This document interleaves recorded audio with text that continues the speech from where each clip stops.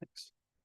We'll call this meeting to order April 1st, 2025. Please stand and join us for the Pledge of Allegiance.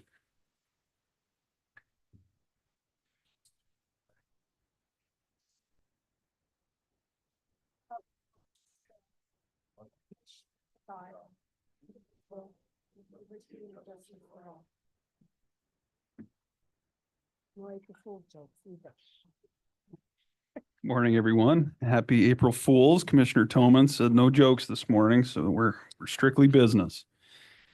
Hard to believe it's April already. We do have a quorum present this morning with all 5 commissioners in attendance. And commissioners, if there's no needed corrections on the agenda, I'd entertain a motion for approval. Mr. Chairman, Mr. Jones, move to approve the agenda as presented. a motion by Commissioner Jones. Do we have a second? Second. Second by Commissioner Richards. Any discussion? Hearing none, all those in favor signify by saying aye. Aye. Opposed, nay. Motion's unanimous. It's going to move us right along into the county resident comments and concerns portion of the agenda. If there's anyone online or in the audience that would like to address the governing body, now would be the appropriate time. And good morning, Senator Jones. Should have recognized you earlier. Thanks for coming over. Mr. Chairman. Good morning, Mr. Chairman and Commissioners. I just wanted to come here and first of all, I just want to say thank you to all of you for your legislative visit. Thank you for taking the time to answer my questions and stay in contact with me during session. I also want to thank Director Bingham, Treasurer Cowan, Assessor Davis, and County Clerk Cindy Lane for the extra information, the numbers, and just answering a lot of questions to help me make informed decisions on bills that affected us this session. I'll just give you a little bit of legislative recap. I do think that unlike some of my counterparts, I feel like I am in Cheyenne to work for Sweetwater County, and I'm trying my best to try to make decisions that will benefit everyone in Sweetwater County.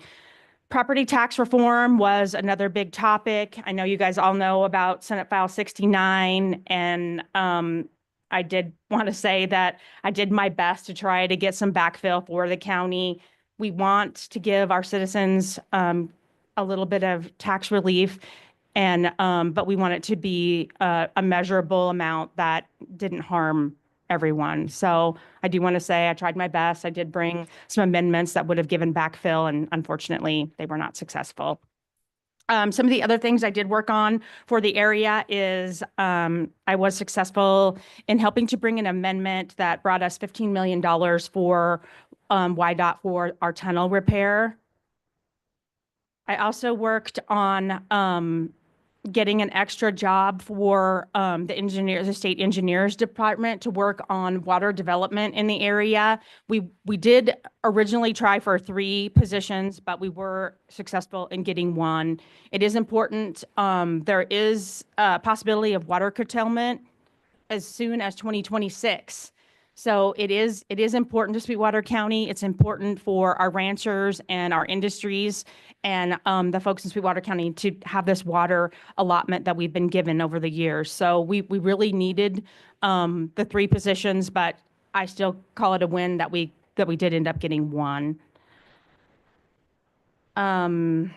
We also were successful in getting approval to do cloud seeding in the upper basin here in Wyoming. That water does come down, flow through the Green River. Hopefully, if it's successful, the water will come down, flow through the Green River, and will help the Colorado River Basin issue.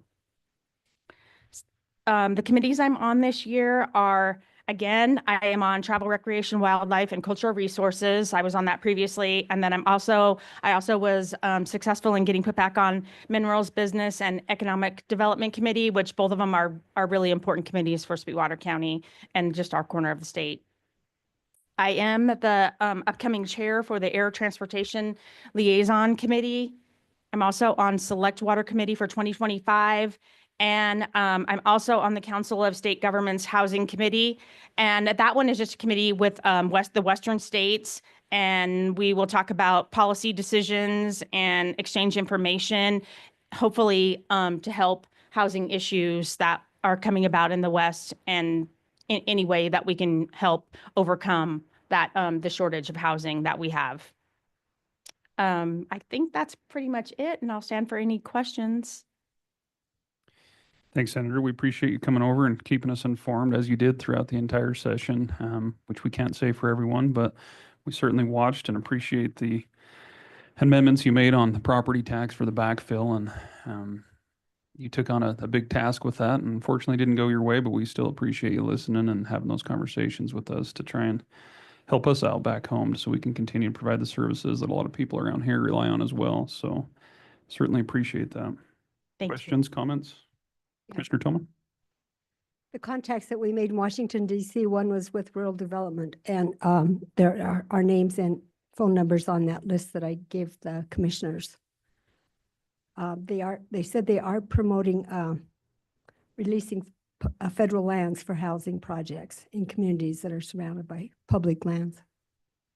I'm excited for that. We'll take every little bit we can get. Thank you. Thank you. Thanks, Senator Jones. Appreciate it. Anyone else? I was just going to thank Senator Jones for her efforts. I understand wanting to get away from the microphone and sit down. I just wanted to thank you once again. I think it was nice to see someone in Cheyenne who was representing us as the constituents here in Sweetwater County. So we really appreciate it. Thank you. Thank you. Anyone else? Last call. I don't have anything. Most of my questions have been answered. I assume so. I assume so. Thanks, Senator. Appreciate it. Morning, Mr. Davis. Good morning, Mr. Chairman and Commissioners. Piggybacking off of what Senator Jones said, they put the legislation in place, but the execution of that is where it comes down to what the assessors are doing as far as those property tax exemptions are concerned. So just to give you an idea, we have gone through the process of processing the 4% cap legislation from the previous session, not this one, but the one before.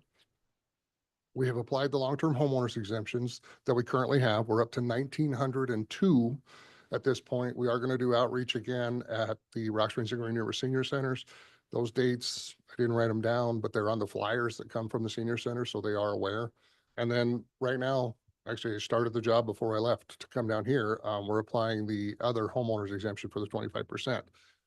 Big job, a lot of work behind the scenes with the Department of Revenue, the Property Tax Division. And we have been working a lot to try and make sure we can make this stuff all work, make sure that it's understandable to the taxpayer. And that process, like I said, I got one more step when I get done, is because you can't have both exemptions, I've got to find the accounts that have the long-term homeowners and the homeowners exemption and remove the homeowners exemption from those accounts. So it's a put it on, take it off kind of a thing. I may have impact numbers for you today at 2. Not sure. It's going to take some time to make sure the data is clean and make sure we did everything we intended to do. But at that point, we'll have an idea of what these exemptions have cost us as far as valuation is concerned. But the other thing I wanted to update you on, we had put out the RFQ for the GIS services. We had 21 companies inquire about the project and we had 11 bidders, or I'm sorry, 10 bidders. So we're in the process of going through those proposals right now, scoring them, and we're working with Marty and purchasing to make sure we're doing everything the way we're supposed to, but that process is ongoing as well. Thanks, Dave. Appreciate that. Good to hear there's good response in that regard. Yeah, I was shocked. Yeah, I had no idea, but that's more is better than less. So, absolutely. Refresh my memory. It's on the long-term homeowners exemption. Is that 25% or 50%? long-term homeowners is 50. 50, okay. You have to be 65 years of age by the 4th Monday in May. You have to live in your home for 8 months and you have to pay property taxes in Wyoming for 25 years, not in the same house, not in the same county, just in Wyoming for 25 years. And then you qualify for that. But if you don't qualify for that, then the other exemption doesn't apply. That's why, and that one, there's no application process. I did talk to the Department of Revenue yesterday. We were really concerned about the applications because it was going to be 170,000 applications across the state that the assessors were going to have to process. The Department of Revenue, it sounds like, is very close to having a online portal set up so people can actually apply on their own. And then we'll have some sort of a process to get the applications for Sweetwater County off of the portal and upload them into our system. And then we'll also have the ability to help the senior citizens and those people that don't have access to the internet or would rather have us help them do it rather than doing it on their own, will have the ability to do both. It should help that application process and that workload. So I think there's, the light at the end of the tunnel there for a while was a train. And now I don't necessarily think it's going to be as bad as we were thinking initially. And one other announcement I did find out recently, I don't know if you all are familiar, Brenda Henson, who is the director of the Department of Revenue. She was the Laramie County Assessor and then the director of the Property Tax Division. Now she's actually the director of the Department of Revenue. She is retiring first part of June. So we are losing a very important asset legislatively and then throughout the Department of Revenue, but she is one of the good guys for sure. She has been fantastic in her entire career. We wish her well. Very good. Questions, comments for Assessor Davis? Thanks, Dave. Okay. Appreciate the update. Yep, we'll see it too. Sounds good. We are still under county resident comments and concerns. If there's anyone else that would like to address the governing body.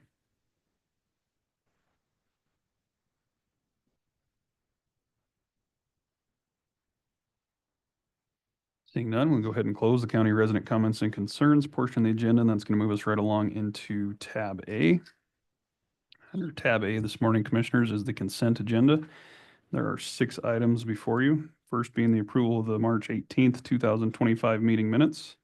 Second is the approval of the county vouchers, the warrants, the expenditure approval listing, and the Commissioners report. Third is the approval of bonds. Fourth is a request to restaff a vacant position in the custodial department. 5 is a request to restaff a vacant position in the juvenile probation department. And 6th is a request to ratify the critical and rare earth mineral data and mapping CLG letter. Commissioners, I would ask if there's any request to remove any of these items off of the consent agenda. Hearing none, I'd entertain a motion to approve the consent agenda as presented. So moved, Mr. Chairman. Got a motion by Commissioner Slaughter. Do we have a second? Second. Second by Commissioner Jones. Any discussion? Hearing none, all those in favor signify by saying aye. Aye. Aye. Opposed, nay. Motion's unanimous. It's going to move us right along into the Commissioner comments portion of the agenda. And Commissioner Jones, the floor is yours.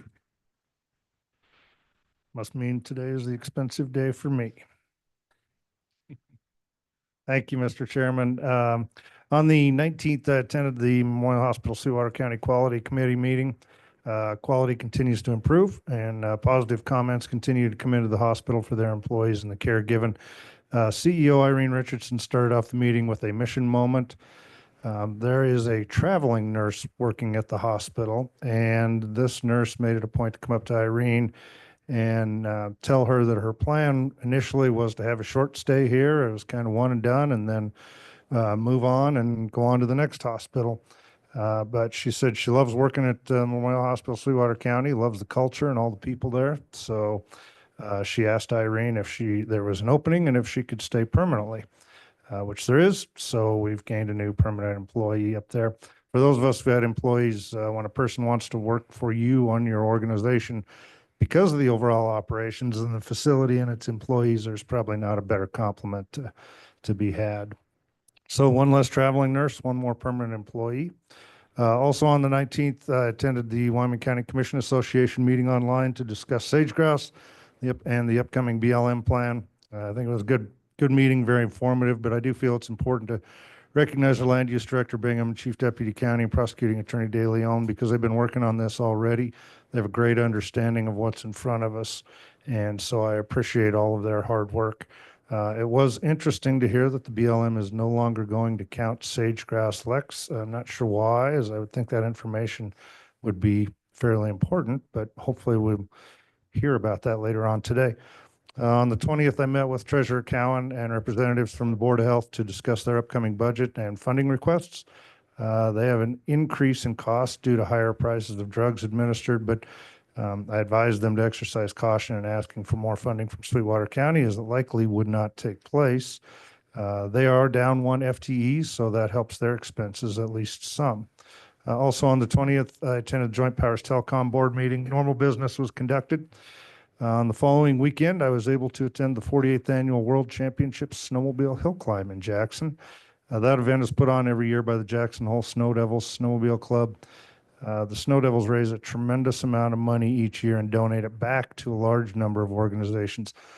Over the years, not counting this year, but over the previous 47 years, they've donated almost $1.7 million back to the community in a variety of different things, scholarships, and a number of things that go right back to the communities.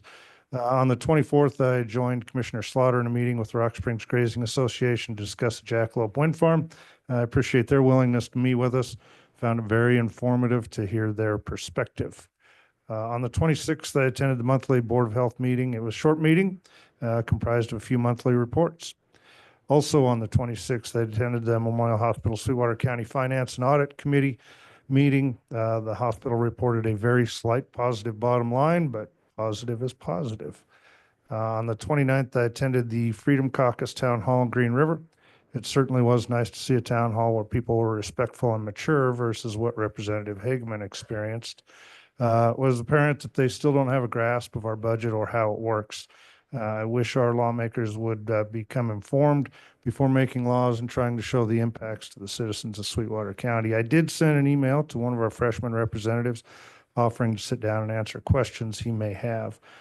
Seems to be an opinion in the Freedom Caucus that all of our spending is discretionary, which we all know is not even close to being the truth. I had some phone calls with Mr. De Leon, Ms. Romero in regards to our budget meetings.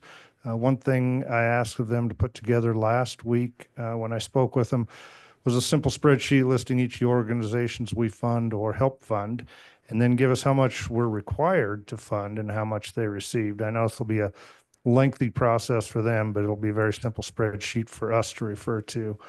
This way it's in front of us. We don't have to go searching for each individual organization. I do know it'll take them a fair amount of time, considerable amount of time and effort. So I thank them for being willing to help us out. And that concludes my report. Thanks, Commissioner. Any questions or comments for Commissioner Jones's report? Looks like you're getting off easy today. I guess I'm next. I too attended the meeting with WCCA on the 19th to discuss sage grouse. Nothing much to report on that that Commissioner Jones didn't cover already. We've had a lot of those conversations, but it's still good to continue to be involved. On the 20th, I met with various county staff members and Fire Warden Adams to discuss our fire service agreements with various agencies. There's some concerns that need worked through with that, so staff has been directed to further investigate, but it sounds like some of those renewals will be coming before us likely at our next meeting, so I'll save it for then and we can have further discussions in that regard. Last Tuesday, I attended the Young at Heart and Sweetwater Events Complex monthly meetings. Young at Heart heard an update from their bookkeeper on their financial outlook, discussed budgets and the I guess, expected cuts that may be coming from this governing body. They are also planning a poker run fundraiser for August, and they are looking forward to their first strategic planning working group at the end of June. The events complex had pretty much business as usual for the most part. They've been in conversations with AT&T about a temporary cell tower that AT&T would like to put up during the National High School Finals Rodeo to improve coverage out there. Apparently, it's kind of a dead spot, not only during National High School, but especially during that event. They have secured all of their concerts for Wyoming's Big Show, and they'll be making those announcements the week of April 14th. They too are also working on budgets, and so far they have about a $10,000 less operating request than last year. They're working on a few different projects in-house, as always. There's some new fencing along the front of the property, which looks pretty sharp if you drive by on Yellowstone Road. They've also put up some additional new fencing down at the rodeo grounds, and they'll be receiving about $75,000 from insurance for the repairs to their temporary horse stalls that Mother Nature tried to destroy last year, that you might recall. Candy also had a brief conversation with me after the meeting in regards to the agreement we have between our board and theirs on the county historic parimutuel events distribution. That agreement with us and them expires at the end of this year, but the agreement they have with the horse racing goes through 2030. So they've expressed an interest to extend that contract and asked that we start having those conversations. She also offered to come over and present to us. She put a little slide deck together for me because I didn't have all the background and details of that, but I'll probably follow up with more conversations in that regard, but good meeting. Last Wednesday, Mayor Mickelson invited me to attend a meeting with a gentleman looking to start up a wind turbine waste management business. Kind of an interesting concept there, very preliminary, so he was directed to county land use and then the city P&Z departments to further inquire, but kind of an interesting conversation. Last week, I also met with the county attorney's office to discuss their need and a request for a capital improvement project this year in their upcoming budget, which will be to obtain an updated and modernized software system for their daily operations.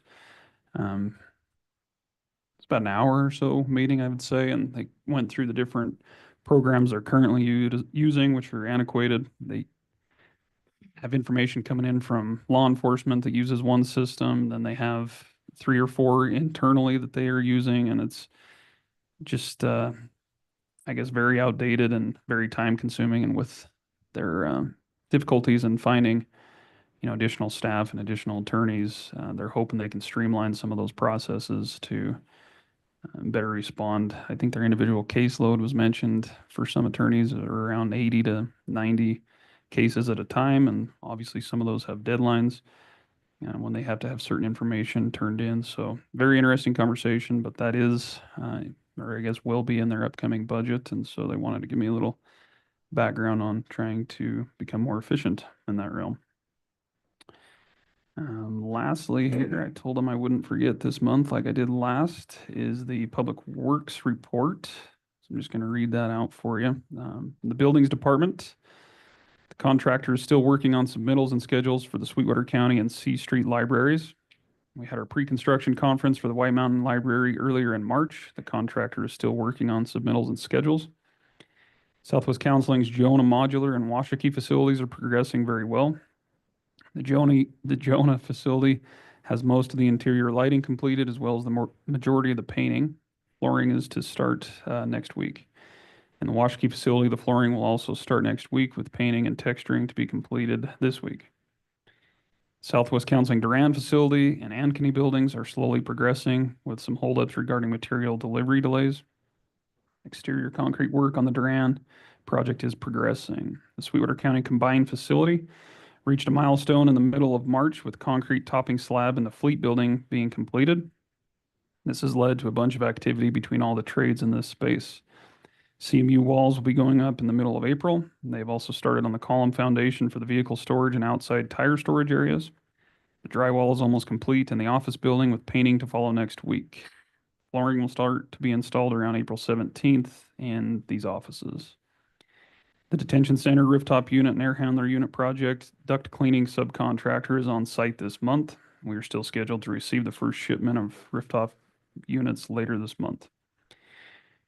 We'll be going through our semi-annual maintenance checks on all of the fire alarm systems this week, as well as the backup generator and semi-annual services next week as well. The maintenance crew handled 77 work orders in March. Road and Bridge, crews are working on delineators, signage, and other maintenance items. We are continuing to haul road base and rotomill to various roads. Crews will also start cleaning the inlet and outlets of critical or clogged culverts. It's a big task with over 3,200 various size culverts on county roads. The engineering department, the CMAC and dust control project plans and specifications have been approved by WYDOT, and the project will be bid on April 25th. The 2025 paint striping project will be bid on April 3rd. The County Road 15 9-mile road reconstruction project pre-construction conference went well, and there was good communication between everyone and the power plant. This project will start around the second week of May, and if everything goes well, be completed at the end of July. We are narrowing down our final culvert sizes and shipping details on the 3 large culverts, which are 12 feet in diameter, that will be replaced by the road and bridge crews later this summer. And in Parks and Recreation, weather permitting, the Trap Club will be open this Sunday.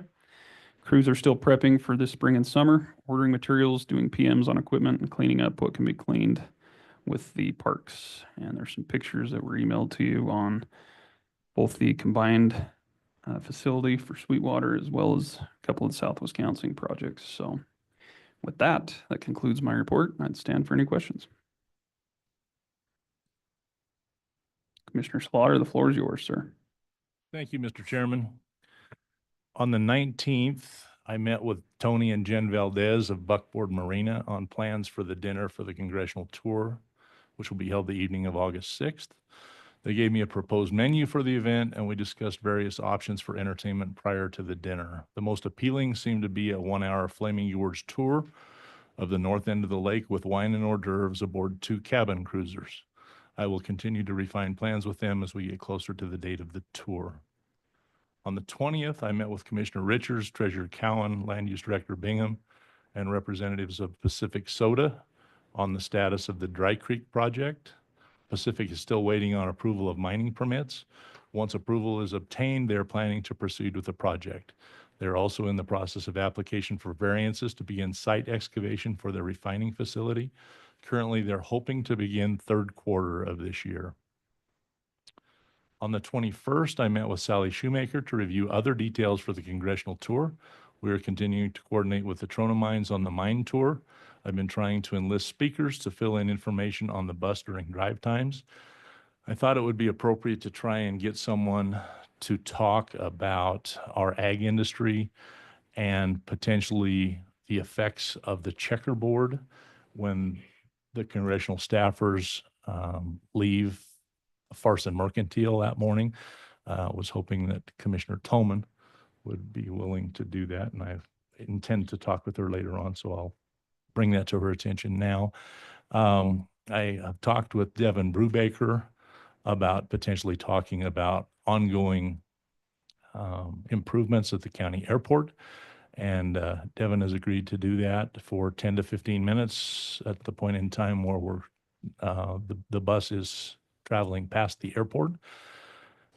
Looking for someone who could potentially give information on the legacy of coal in the Rock Springs area. Also, the morning of the 7th, as they're leaving to go to Carbon County.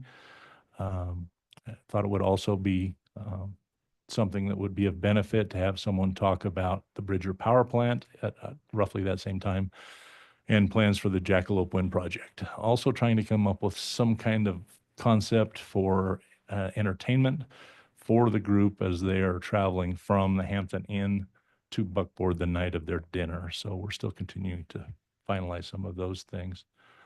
On the 24th, as Commissioner Jones stated, he and I met with Don Schramm and John Hay of the Rock Springs Grazing Association. Talk centered around the development of the Jackalope Wind Farm project and details of how the project would be impacted by the checkerboard.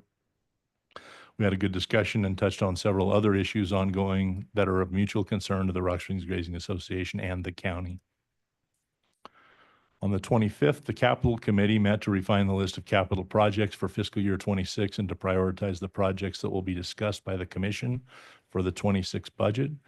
The committee worked diligently to narrow the list of projects to be proposed and came up with a very good list for the Commission to work off of.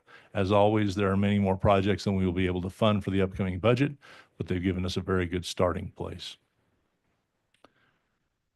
After the Capitol meeting, I met with County Grants Administrator Christina Marshall. As liaison to Christina and her department, we discussed several issues related to grant funding and how it will affect the upcoming fiscal 26 budget. Christina has several ideas on ways she can help give us information that will improve our ability to manage the budget. We also discussed the potential for distribution of the opioid settlement funding and possible uses of the ARPA PILT funding that we continue to carry in our county reserves. On the 27th, I traveled to Lyman, where I met with Commissioner Tolman and the members of the Coalition of Local Governments. Commissioner Tolman updated the group on her trip to Washington, D.C. I gave an overview of the breakfast discussion we had with Congresswoman Hageman, including her willingness to work on us with such issues as the Rock Springs RMP and the wilderness study areas.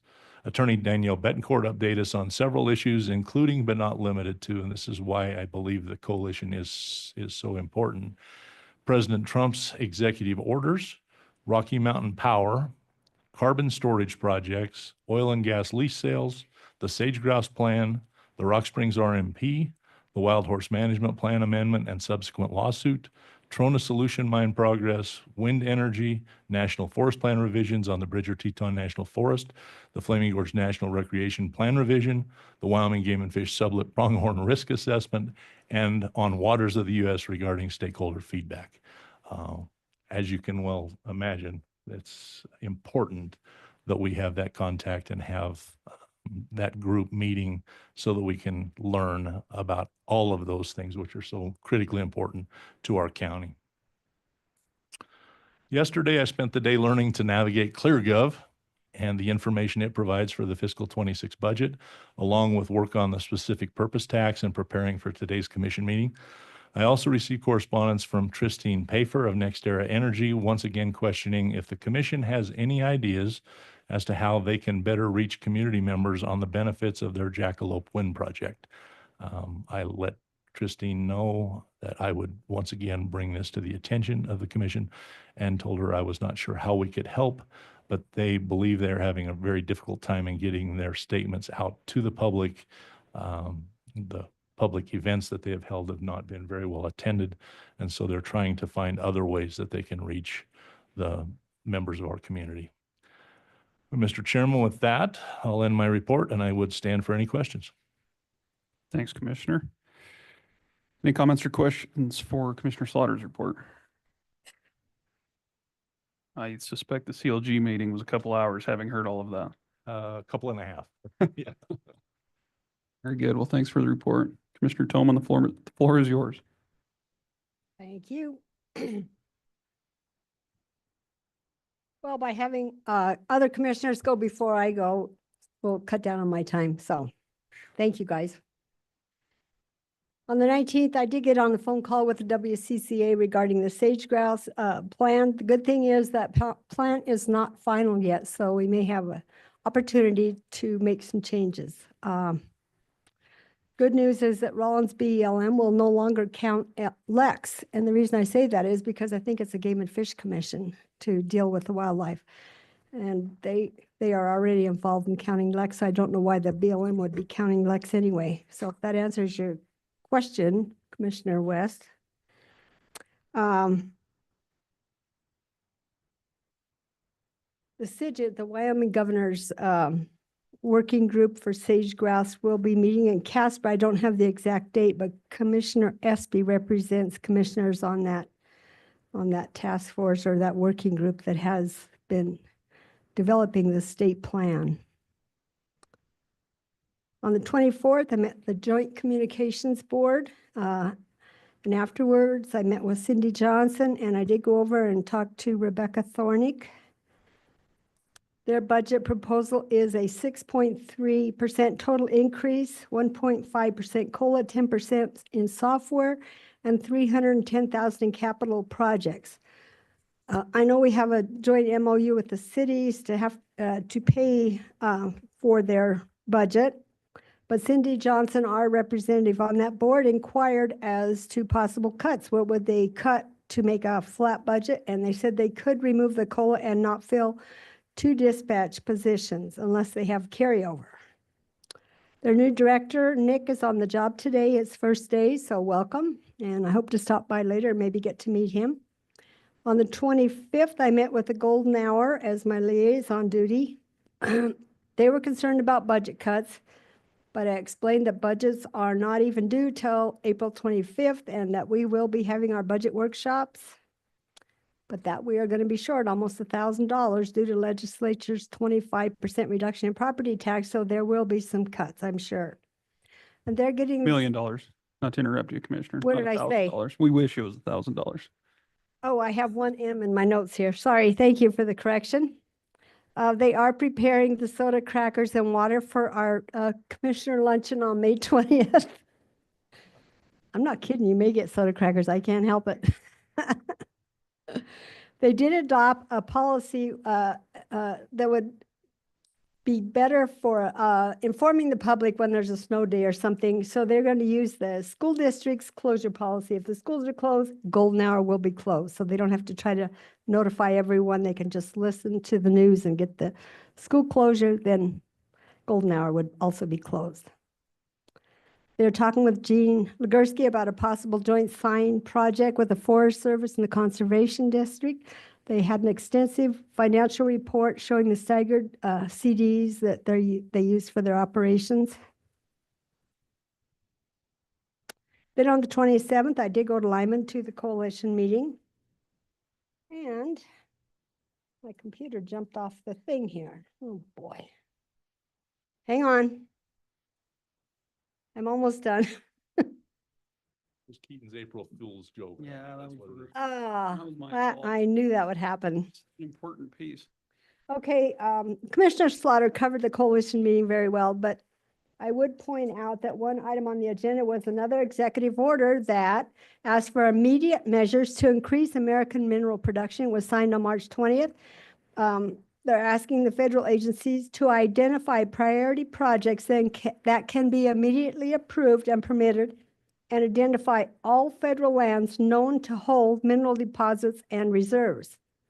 And in our discussion with Hageman, we'd even asked her maybe to propose a bill that would identify national coal reserves and involve USGS to identify coal reserves, not just the known ones, but maybe all of them, as well as maybe our critical minerals.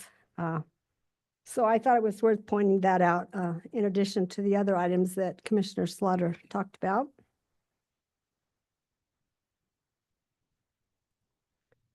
And I spent some time working with ClearGov and trying to get caught up in my millions of emails. So that concludes my report. Thank you. Thanks, Commissioner. Sorry to throw you off there. Any questions or comments for Commissioner Tillman? Commissioner Jones? Thank you, Mr. Chairman. Commissioner Tillman, my reason for questioning the BLM and the Lex was, I just think it'll be interesting to see how they go forward with a sage grouse plan when they aren't counting anything. So what numbers are they going to use? Are they just going to accept whatever the Game and Fish gives them or not? So I just think that'll be interesting to see how that happens, especially since the BLM, or the Game and Fish said the numbers are up by 33% last year. So I would hope that large of an increase plays a heavy role in the future sage grouse plan, but we'll see. Thank you. Sorry, West. Okay. Any other comments or questions? Thanks, Commissioner. Commissioner Richards, you're playing caboose today. Thank you, Mr. Chairman. Good morning, Commissioners. As predicted, my calendar did fill up a little since I saw you all last, but it hasn't been anything unmanageable. On the 19th, I attended the Housing Task Force meeting, followed by the same meeting that you all attended regarding the state of sage grouse planning put on by the WCCA. On the 20th, I remotely joined Commissioner Slaughter, Treasurer Cowan, Land Use Director Bingham, and we met with representatives from Pacific Soda and the Dry Creek Trona project to check in with them regarding their plans going forward. They're currently waiting for their mining permit and are also working on an amendment that would allow them to get to work on their production facility while they wait for that final mining permit to be granted. It appears that much of the bottleneck is that there are only 2 employees at the state DEQ who work on mining permits, and it's put them significantly behind in granting those permits. Commissioner Slaughter and I offered whatever help we could provide on their behalf to get the ball moving forward, and they were appreciative of the offer. They're still hoping, as Commissioner Slaughter said, hoping to start construction in the 3rd quarter. So let's keep all our fingers crossed. They don't expect that the first wave of construction occurring this year will have a measurable impact on housing, and that the larger impacts likely won't occur until 2026 and beyond. Over the weekend, I attended the Muley Fanatic Foundation's Mule Deer Days out at the events complex. It looked like it was a great turnout of conservation groups, management agencies, vendors, as well as the public. And I won a gun in one of the raffles, so I guess it was money well spent. On the 26th, I joined the SCDC board for a presentation from Betsy Hale, the CEO of Cheyenne Leads, which is Cheyenne and Laramie County's economic development organization. Cheyenne Leads is a great example of economic development done right. And I think we all got some great guidance on what to think about as we look at transitioning our own economic development efforts.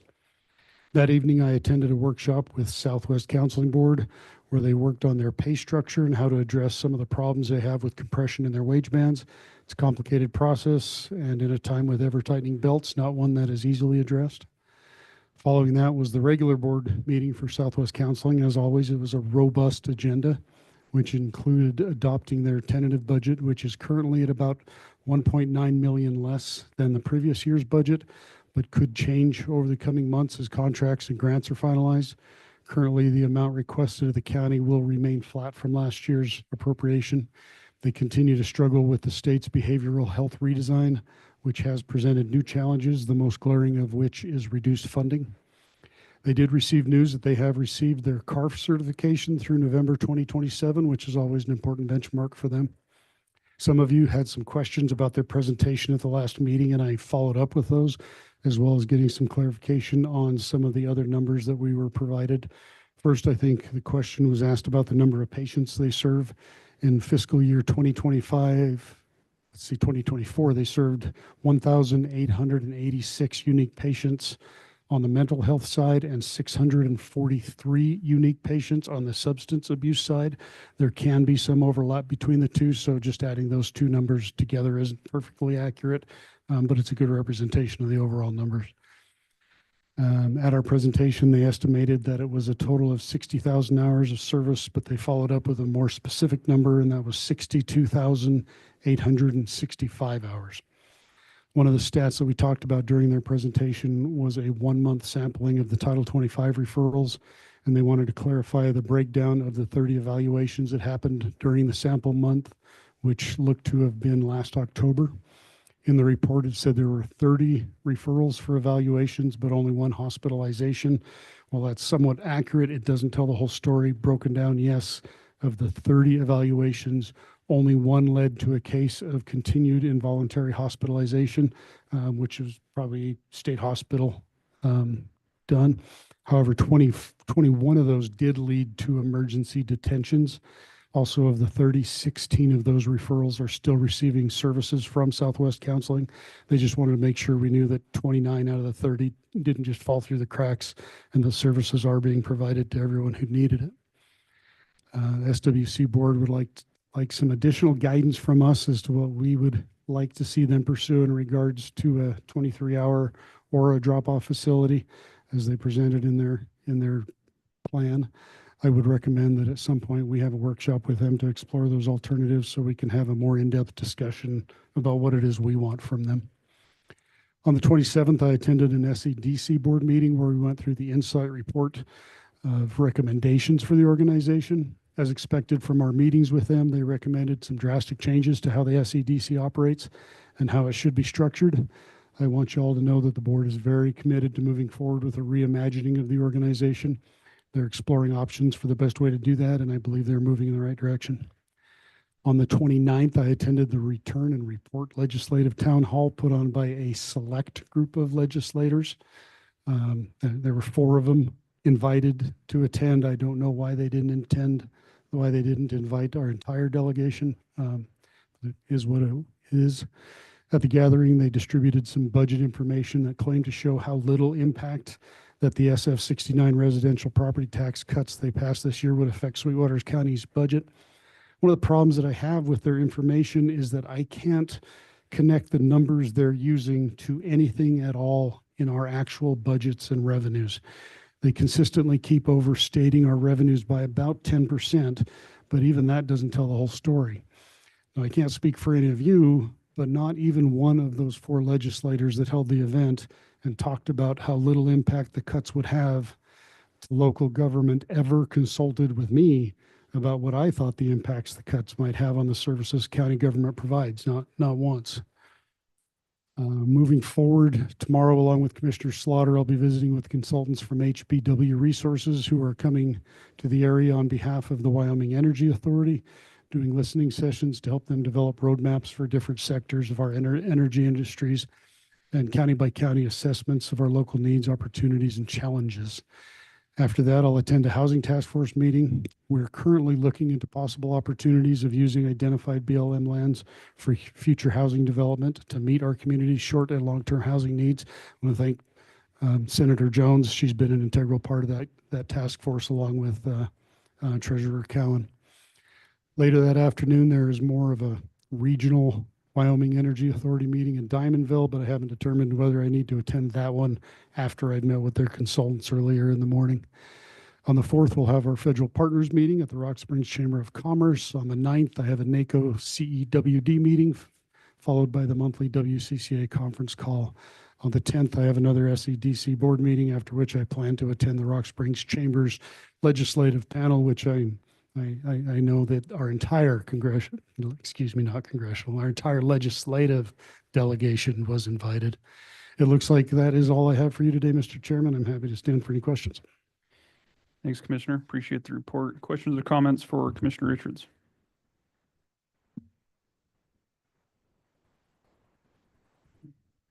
All right. That concludes the commissioner comments and reports. We are right on schedule. So job well done, commissioners. It's going to move us right along into tab B, which is the action and presentation items portion of the agenda. First up, we've got an update on the McKenzie home progress.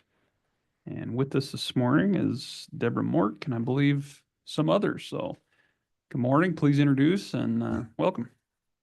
Good morning, Mr. Chairman and commissioners. My name is Deborah Murky, but it's all right. We're called the Morks all the time. It was a 50-50. That's right. And I am the founder and president of the McKenzie Home Project. And with me is Carrie Fisher. She is the Sweetwater Chair Representative, and we also have a board member, Margene Chu, who has joined us today. So for some of you, you know where we are coming from because we presented over a year and a half ago of where we were at that time. And so this is an update of where we are today. And I'm going to give you a little bit of history for those of you that do not know. You all were given a brochure, and so that's just for further reading later. And you can find out a little bit more information from that. But I'm going to just give you a quick overview of the history and why we're even here today and what the update is. We're really excited to be here and really honored to be here today. My husband and I were foster parents for over 18 years. We fostered over 140 children during that time. So you can imagine that also during that time, we met and came in contact with a lot of single mothers in situations that were just not very good. During that time as well, I started seeing that there were some of those single moms that had some education, some training, some skills, and some background that they could go on to be good parents and good citizens and raise their children. I personally have some friends that are single moms and have done a great job. I was raised by a single mom. There's a number of people on our board that were either raised by a single mother or were a single mother themselves at one time. So they have a heart for this project. So because of my history and background dealing with all of the foster children and these single mothers, one of the single moms in my home had five of her children in our home. And one of those children were sent back way too early before this mom really was ready for them. One of the children was a targeted child, and my fear was that that child would be abused. Unfortunately, that child was abused when she went home at age 5, and the mother took her life. The mother is spending life in prison today. This book is a book that I wrote about that story, so it's a true story, and it happened there. And I have a relationship with that mother who's in prison now, but obviously you can imagine it was a devastating story and situation that happened. Working on the McKenzie Home Project and me communicating with the mom who is in prison at this time, she has said as well, if there was something like a McKenzie home back then, maybe she would not be in prison and her 5-year-old would be alive today. So that was an unfortunate situation, but it was also one that launched me into have a heart for single mothers and their children. Moving right along, as time went on, my husband and I raised 5 of our own biological children, and we adopted 1 child at birth before that individual child hit the foster care system. So we have 6 children. When I came back and forth to Green River, because my husband's parents were all raised here and his family, his parents went to the original Washington Square School. And we have 2 daughters and son-in-laws and grandchildren that live in Green River. So we come back and forth quite a bit here. And we love being here and we love Green River. I am personally living in Casper. And so coming back and forth from Casper to Green River, often, almost monthly, I've come to know people in Green River and the town and the community. Unfortunately, in September of 2019, we lost another 5-year-old grandchild to cancer. And we were on our way through Green River up to the cemetery when I saw the Washington Square building. I asked my husband, I said, what is that building? Because I had not been familiar with it since it was in an older part of town. He explained that it was the original elementary school. And it was something about that, it was sort of like a Julie Andrews moment, you know, The Sound of Music, where all of a sudden this building just captured me. And I was just intrigued with it. Through a couple months after that, I kept coming back and forth to support my son-in-law, my daughter, and family because of the loss of their 5-year-old. And my daughter told me that the building had burned. And I was devastated. I almost took it personally because I fell in love with this building. As I kept coming back through 2020 and 2021 to visit, I noticed that there was nothing happening with the building. So I started researching who owned it and why and what happened. As I sat there one day in front of the building, as I was going up to visit the gravesite of my granddaughter, I just knew that I was supposed to pay attention to this building. And out of just nowhere, it seemed like God just said to me, this is supposed to be a transitional home for single mothers and their children. That was not something I had been thinking of for a number of years. And I went home and I told my husband, he said, it makes total sense. You live in Casper, there's a burnt building, and you want to change it into now a transitional home for single moms and their children. Yes, that's what I want to do.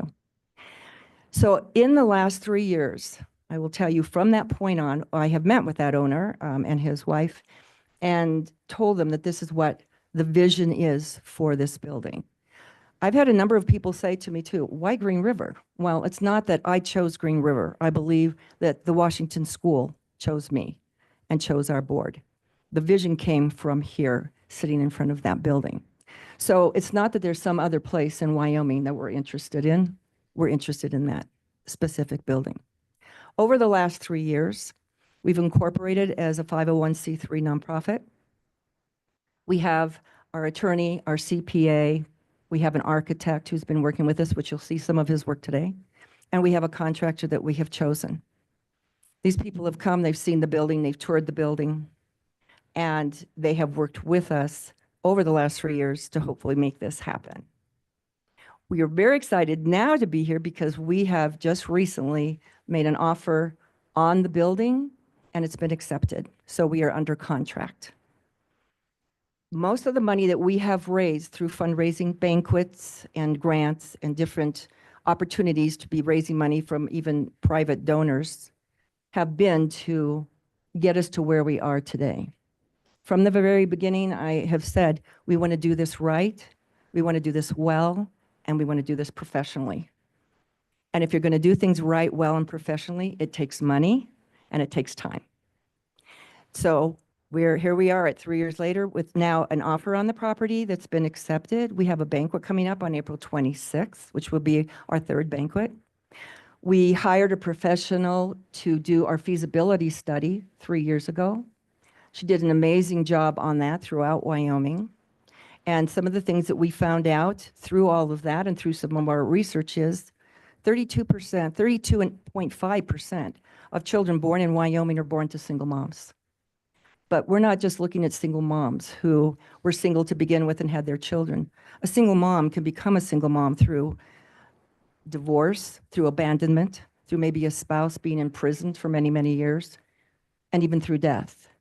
I know of some young single moms who are in their 30s with 2 or 3 children, and their husbands have died in accidents, of course, on I-80.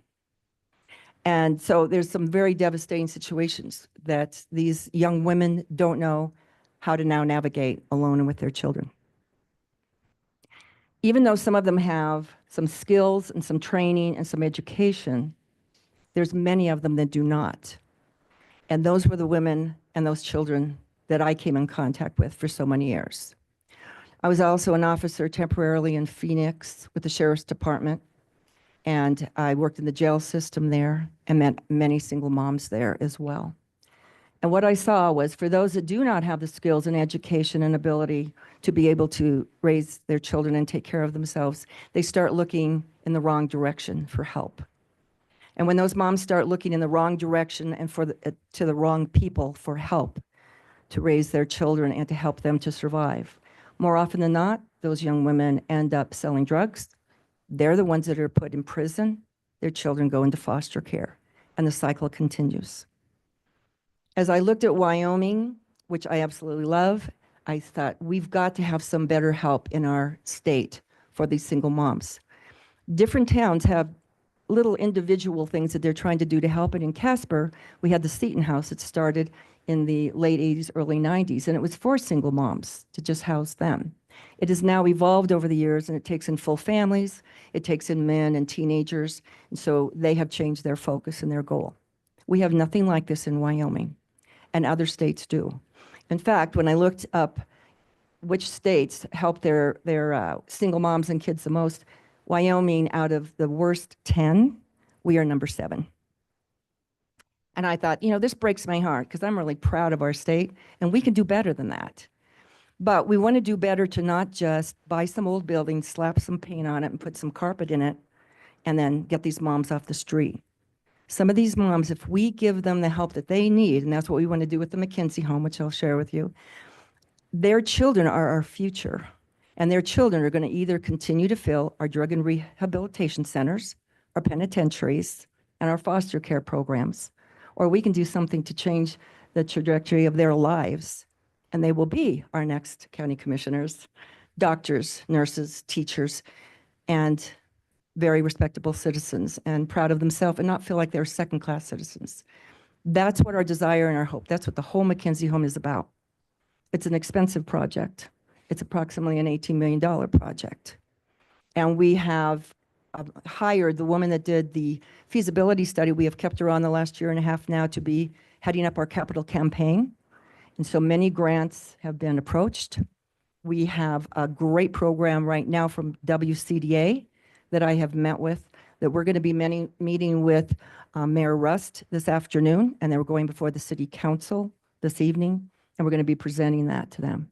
So it will not only benefit the McKinsey Home Project, it'll benefit Green River.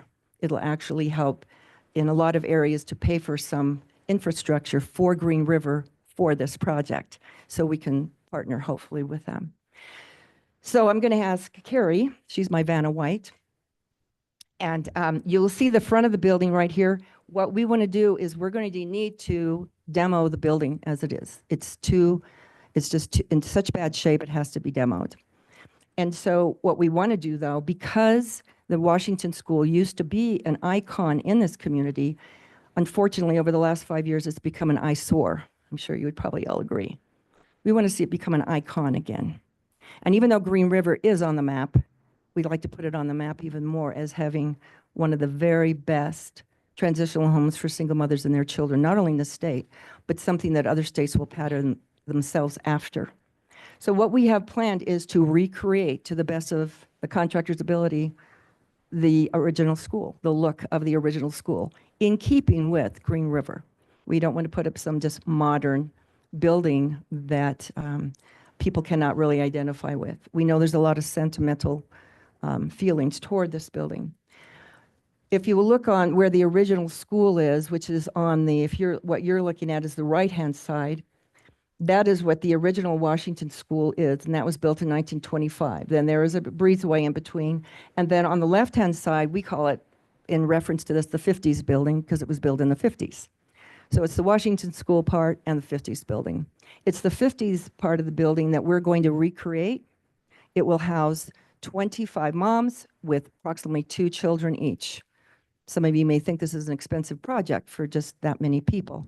But if we're talking about, let's say, 75 people that over a year's time, and conservatively could be about 200 to 250 people that we serve. And I say that because some of these women will come and they only need maybe 3 months of help to get on their feet. Some will need maybe 6 to 9 months to get a GED, and maybe 9 months to a year to get some certification, which we've already met with Irene Richardson and Run Wild, and a number of people that they're putting together certifications right now. That's a 9-month program. We're very excited that what we want to do is offer a program that we're not giving the program because Green River and our state has a lot of wonderful resources. We've met with many of them, Climb Wyoming, Wyoming Workforce, the college. They are excited to partner with us because where they can't get these single moms that need help into them, because some of them either are couch surfing, they have no car or the ability to get there, they can come to us and they could be working with 5 or 6 moms at a time because we will have the facility to do that while we're housing moms and their children in a safe environment, okay? And so what we're planning to do is the 50 side of the building will be housing for them. The breezeway in between will be an atrium, so we'll have that feel of the outdoor feel. So while it's snowing and we have days like this, I can still get some sunshine. And then what we're going to plan to do on the Washington School part of it is we're going to be offering on the top floor, as the owner has done that in the past, 5 to 6 offices that will be able to be leased out to people in the community that do not need any more than just an office space. That will be leased to them. We'll be bringing in income. We will have a multi-purpose room that the children and the moms can have functions and do events in there. We can also rent that out to the community, and they can have functions here, recitals, receptions, speaking engagements. They can even do fundraisers in that multi-purpose room, which we will also have a minimum charge for that. We'll have 2 conference rooms and office space. And then below on that floor, we'll have more classroom space for them, for the women, and a large kitchen. So that, let's say there's a wedding reception, somebody can come in, they'll have a place to be able to, a kitchen to serve from, and that would be benefiting somebody like a wedding reception or whatever. So what was the purpose and the plan for that? That's very different from other buildings. We feel that if we're going to try to teach these moms budgeting and that they need to stop depending on the state, but that they can bring in income on their own, we need to demonstrate that ourselves. So what the money that we will bring in from the lease of that office space and the rent of the community renting the multipurpose room, that will help to offset just the maintenance part of that building. We will still continue to do fundraisers and seek grants for the program for the moms, okay? We have always also approached many organizations and foundations that have said, once you are open, we have all kinds of funding for you, because there's so much funding for these moms and children, but it has to be once we're operating. So we're not concerned so much afterwards as we are just getting the building built right now. Kara, if you want to pull the second one. So this is the plan. And we have a number of foundations that wanted to, other than even the contractor that we used and our architect, they wanted to have another bid on how much this would cost. So we hired an independent company to do a bid on this, and which came up just about the same amount.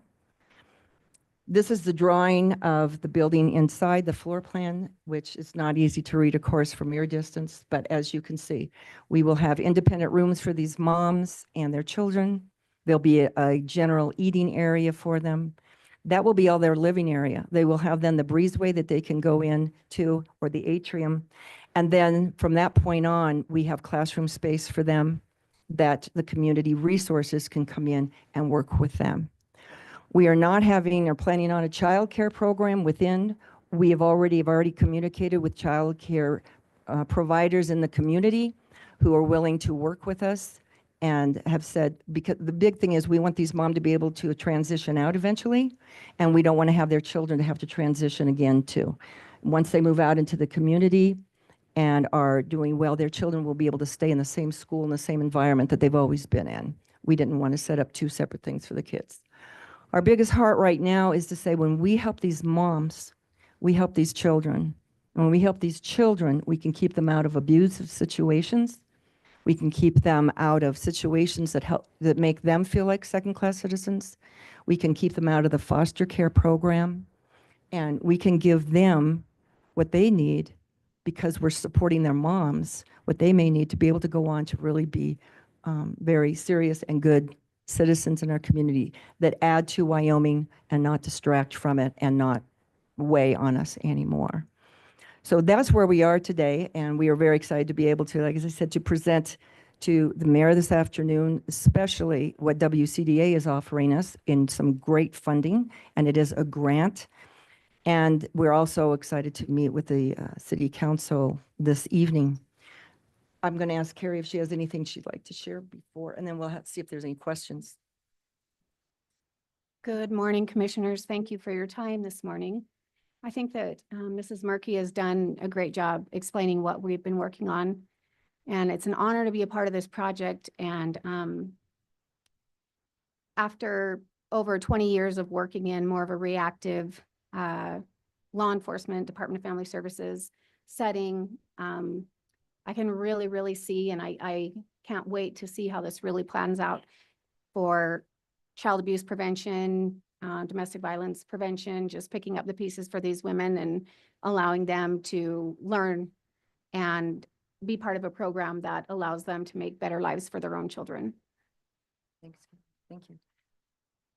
Just as to close, and before there's any questions, we are right now representing, we have a large board, and 7 represent Natrona County, 9 represent Sweetwater County, and 1 represents Washakie County. Our goal is to get some more county representatives on our board because we want the state of Wyoming to see this is to serve the state of Wyoming, and we want the whole state to be able to have representation. The board members that we've had thus far have worked really hard to get us to where we are today. They have a heart for the project, and they're very excited to see us to move forward. So that, I think, concludes really what we're representing, unless there's any questions that any of you may have for us. Questions, commissioners? Well, thanks for coming over and sharing your story. I didn't know a lot of that, so very touching and moving. Obviously, you've got a lot of drive, and this is a huge project, and it sounds like it's been many years in the making. Obviously, obtaining the property is a big win, but it also comes with a hefty price tag. Are you able to share what you've raised year to date as far as money towards this project? Most of the money that we've raised over 300,000, but the thing is, again, that has been, we've had to hire, we've met with the city planning committee. We've met with them 4 times. And so meeting with them, they have told us what the city's going to need to bring us in. I mean, they're very supportive of us, so is the mayor, but we have met with them. So in order to meet with them, one of the things we had to do is we had to hire an engineer. We had to hire the surveyor. We have all these people we had to hire so we can answer their questions. And so the money that we have raised thus far has been to pay for all of our professionals to get us where we are today. And so that's pretty much where we are. Also, our capital campaign manager, we pay her. She's the one that does all our grant writing. So we have continual financial, obligations that we've had. And that's where much of our you could say seed money has really gone to move us to where we are today, so that we have T's crossed and I's dotted. But not only that, but all of those T's and those I's that are dotted are done by professionals, so that we can revert back to them and we can say, and just like our architect, we have an architect to pay, an attorney to pay, we have our CPA to pay. And so that's where much of our first monies have gone to. Mm-hmm. Help single moms in the community prior to opening the building. We've been trying to research ways, and we've been able to connect with a couple of single moms and, for example, get a vehicle fixed, help give rides to appointments so they were able to get a job. And I know one mom specifically, she's thriving pretty well after having the support of our board and housing for a couple of weeks while she got on her feet. So that's another thing that some of our seed money has gone to, has been able to give back to the community and the single moms already. Right. Yeah. Commissioner Slaughter? Mr. Chairman, I'd just like to thank you for your devotion and obviously your willingness to take on a task of this nature, which is, something that would be very beneficial to the community. the building's very close to me. I actually went to grade school there. Oh. So I spent 7 years of my formative education in that building. And it's kind of sad to see the state that it's in right now. I would love to see you bring it back. Mm. So I wish you the very best, and Thank you. it's nice to see the drive that you have and the devotion to do this with the need that's there. So I wish you the best of luck. Thank you. And just to let you know too, where the name Mackenzie came from, my granddaughter that passed away from cancer was born to a single mom. My daughter and son-in-law adopted her at birth and then fought with her for the 5 years of her cancer treatment before we lost her. So in honor of her, we're naming it the Mackenzie Home. But I just want you to know it's not just because of the honor of my daughter. She was born to a single mom. So it's definitely, there's a connection there. So I appreciate that. And this is such a great project for us. And we know it's going to happen. Someone said, well, have you considered starting much smaller? Which we all have. Everyone on our board has done something smaller to get to this point, to grow to this point because of our history and education. And I've said, no, you know what? When God told Noah to build an ark, he didn't tell him to build a dinghy and fill it with 2 chickens. He said, no, you're going to build me an ark and you're going to fill it with 2 of every kind of people people that need, that time, animals that needed help. But in our case, it's going to be an ark that there's people that need help. So our intent is to launch an ark. Okay. Great. Is that it? Any other comments, questions? All right. Thank you. We Coming over. appreciate your time. Appreciate the presentation.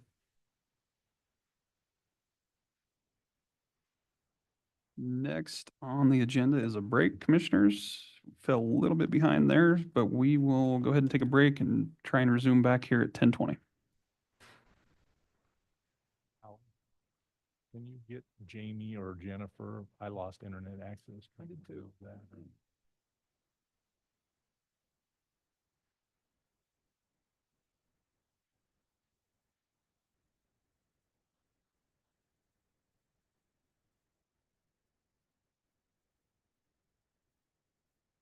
Hey, but I'll stick around for the rest. Yeah, how are you doing? I think I saw one. No. I am not doing it.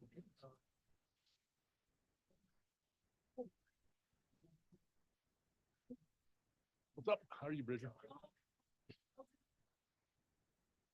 Yeah, what's up?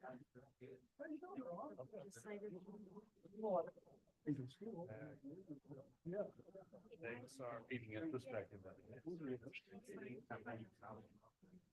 I just had a matter come up.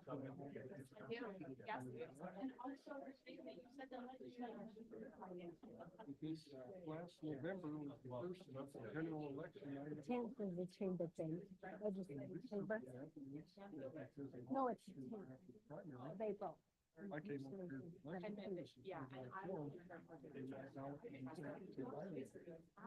You know, knowing that it may not be. I've got, oh, I have. It was never sent there. You know what, I have tomorrow blocked out for a housing task force meeting, but I don't have it actually. I don't know if we're having one.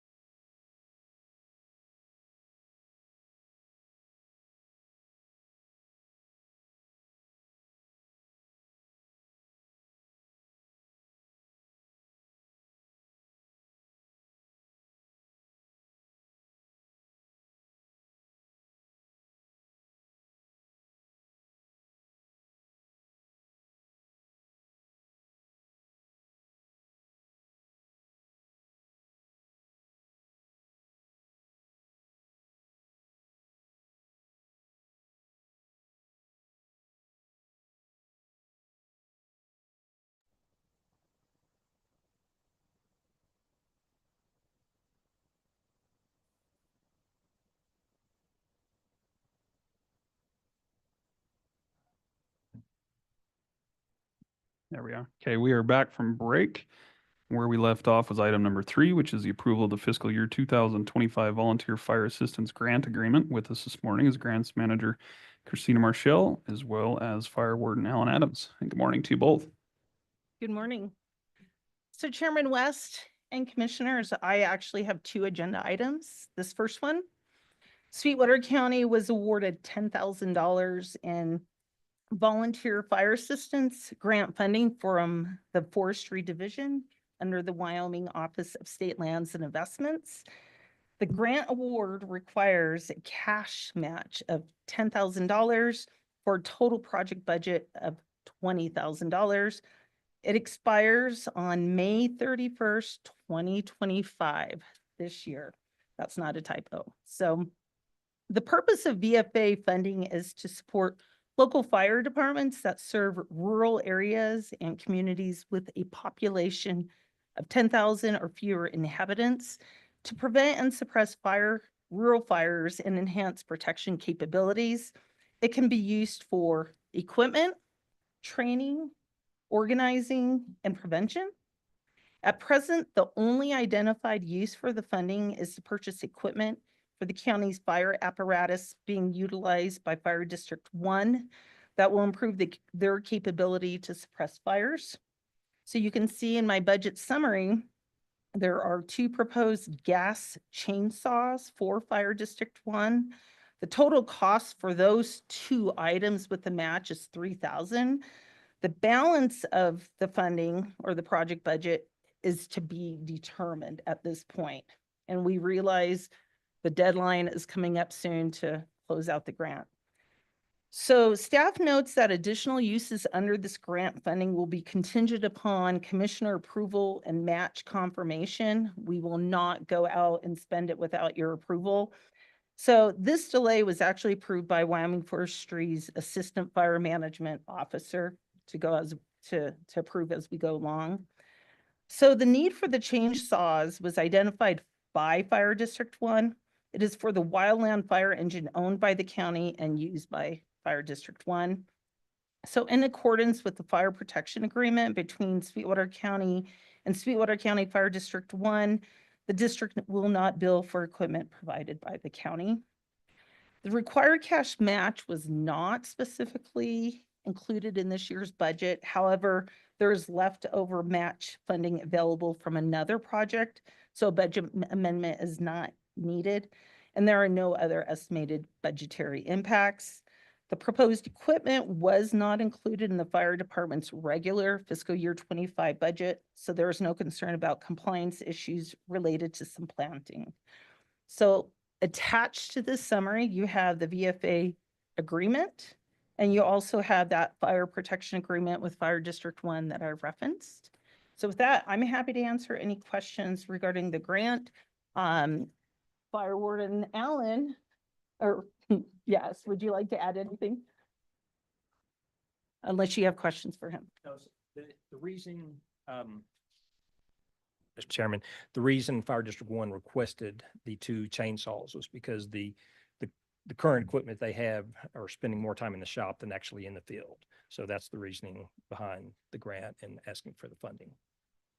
Very good. Thank you both for the background there. Any questions or comments for staff on the request, commissioners? If not, it looks like you're getting off easy today. I'd entertain a motion to approve and authorize the chairman to sign the fiscal year 2025 Volunteer Assistance Grant Agreement. I would make that motion, please. Got a motion by Commissioner Toman. Do we have a second? Second. Second by Commissioner Jones. Any discussion? Hearing none, all those in favor signify by saying aye. Aye. Opposed, nay. Motion's unanimous. Thank you both. It's gonna move us right along to item number 4, which is the approval of the mineral royalty grant agreement for the White Mountain Library. We've got Christina back with us, as well as Public Works Director Gene Legursky and Library Director Lindsay Travis. Hand it back to you. Okay, so Sweetwater County was awarded $546,980 in mineral royalty grant funding from the Wyoming Office of State Lands and Investments. The grant award requires a cash match of $546,980 for a total project budget of $1,093,960.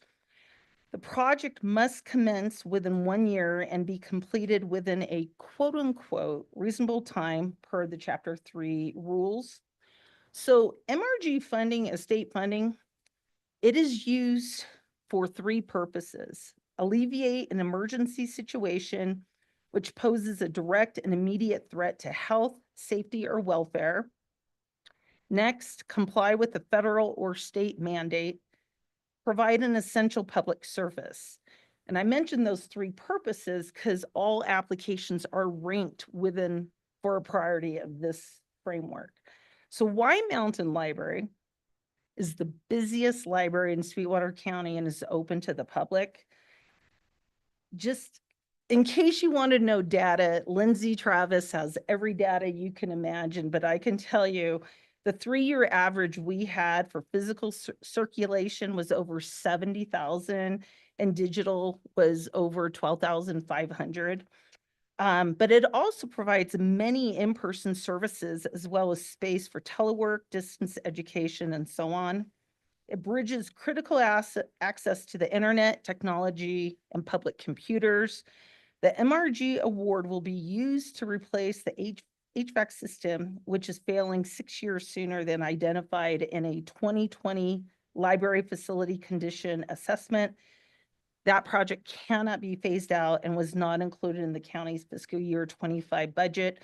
And if you're wondering, this project satisfied the 3rd purpose of MRG funding, which is provide essential public funding per Wyoming statute.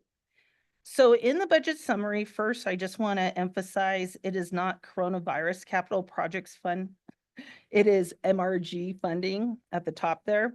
But we could not include an inflationary or, 10% extra on this grant. So we're stuck to this budget of $1,093,960. However, what is really special about this project that the Wyoming State Loan and Investment Board liked was the partnership between the county, the state, and then you'll notice that the Sweetwater County Library committed $100,000 to this project. So this was a fantastic budget partnership. So the county commission authorized this project back in September of 2024. It will be implemented by Public Works Director Jean Legursky and coordinated with Library Director Lindsay Travis. The required cash match was not included in the budget, but with my most recent information, Jean Legursky believes the money will not even be spent till next year because it still has to be designed. If there are minimal expenses, we do have some available funding for that. Federal requirements are not applicable to this project since it is state funding. Wyoming statutes apply for construction and bidder preferences. And then any overage cost will be the responsibility of the county and would come back for your consideration. So attached to this is the mineral royalty grant agreement. Both Lindsay and Jean are here if they'd like to add anything or if you have any questions. They're afraid of the hot seat. Well, Travis on her next agenda item has some goodies for you. So let's get to that one. Mr. Chairman. Commissioner Richards. Christina, just refresh my memory. Previous budget, we had planned to budget for this, but then we thought we were going to qualify for a grant that would cover, I think, 70%. And then we didn't get the grant. So that's what brings us to a second round of grant requests. Mr. Chairman, Commissioner Richards, that is correct. Actually, the first grant we applied for was a 100% grant. And again, it was not this project was not part of the capital committee's budget. We were completely shocked about that outcome, devastated beyond belief. We had, I think, 8 days or 9 days to try to figure something out and identified this opportunity. I had talked to the Office of State Lands manager, Beth Blackwell, And she said, we qualify, so we prepared that grant application. You may recall some emails and then it was ratified, but that is correct, the history. Additional comments or questions for staff? Well, job well done. I know we were going for the full thing, but even some portion of that is still good assistance and savings for the county. So we'll look forward to moving this forward and hopefully bids come in under budget. Hopefully I didn't just curse that. Very detailed as always. Much appreciated, Christina. Commissioners, I'd entertain a motion to approve and authorize the chairman to sign the mineral royalty grant agreement for the White Mountain Library as presented. Motion by Commissioner Richards. Do we have a second? I would second. Oh, I'm sorry. Oh. Second by Commissioner Toman. Any further discussion? Hearing none, all those in favor signify by saying aye. Aye. Opposed, nay. Motion's unanimous. Thanks, Thank you. Christina. Appreciate it. Next on our agenda are 3 proclamations. I believe we have representation from all that are here. So first up is National Library Week. Do you want to present first and then we'll read it? It's always good to butter us up. We appreciate that.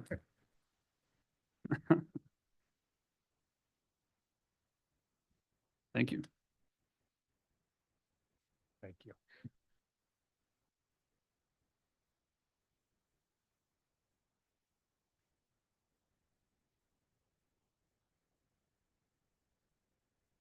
Right. Thank you for the opportunity to speak to you today and for your continual support of the Sweetwater County Library System. You have in front of you some of our glasses that we're going to hand out with summer reading this summer, along with some chocolate and some event guides for the White Mountain Library and something about our bookmark contest that we have coming up. The glasses were purchased by the Sweetwater County Library Foundation, and the chocolate is a gift from me. So thank you for everything you do. I'm here today with White Mountain Library Manager Sherry Angelovic. She is very happy that we're going to be getting a new HVAC at the White Mountain Library, having to work in that building every day. It'll be great to have that once that's complete. National Library Week is held every April as a way to celebrate the contribution of libraries and librarians in their communities. We encourage the public to use the resources of our libraries during this week, and we also have a lot to celebrate this year. Thanks to the generous grant from the Wyoming Library Multi-Purpose Community Facility Grant, we are able to enhance meeting spaces that are available at our libraries. In fiscal year 24, the library meeting rooms were used nearly 1,500 times, so they're very popular. So this upgrade will be fantastic for our community. We're really excited to see what the finished product looks like. They just started construction in the Green River building last week. Thanks to that mineral royalties grant that was just approved by all of you, the White Mountain Library will be able to replace the HVAC that will significantly improve the building and increase the building's longevity. Right now, if you go in there, it can be anywhere between 90 degrees and 60 degrees, depending on the day and what the HVAC decides it wants to do. So it'll be really nice to have that fixed. With the help of the Library Foundation, we partnered with the City of Green River to install a permanent story walk along the trail around the rec center.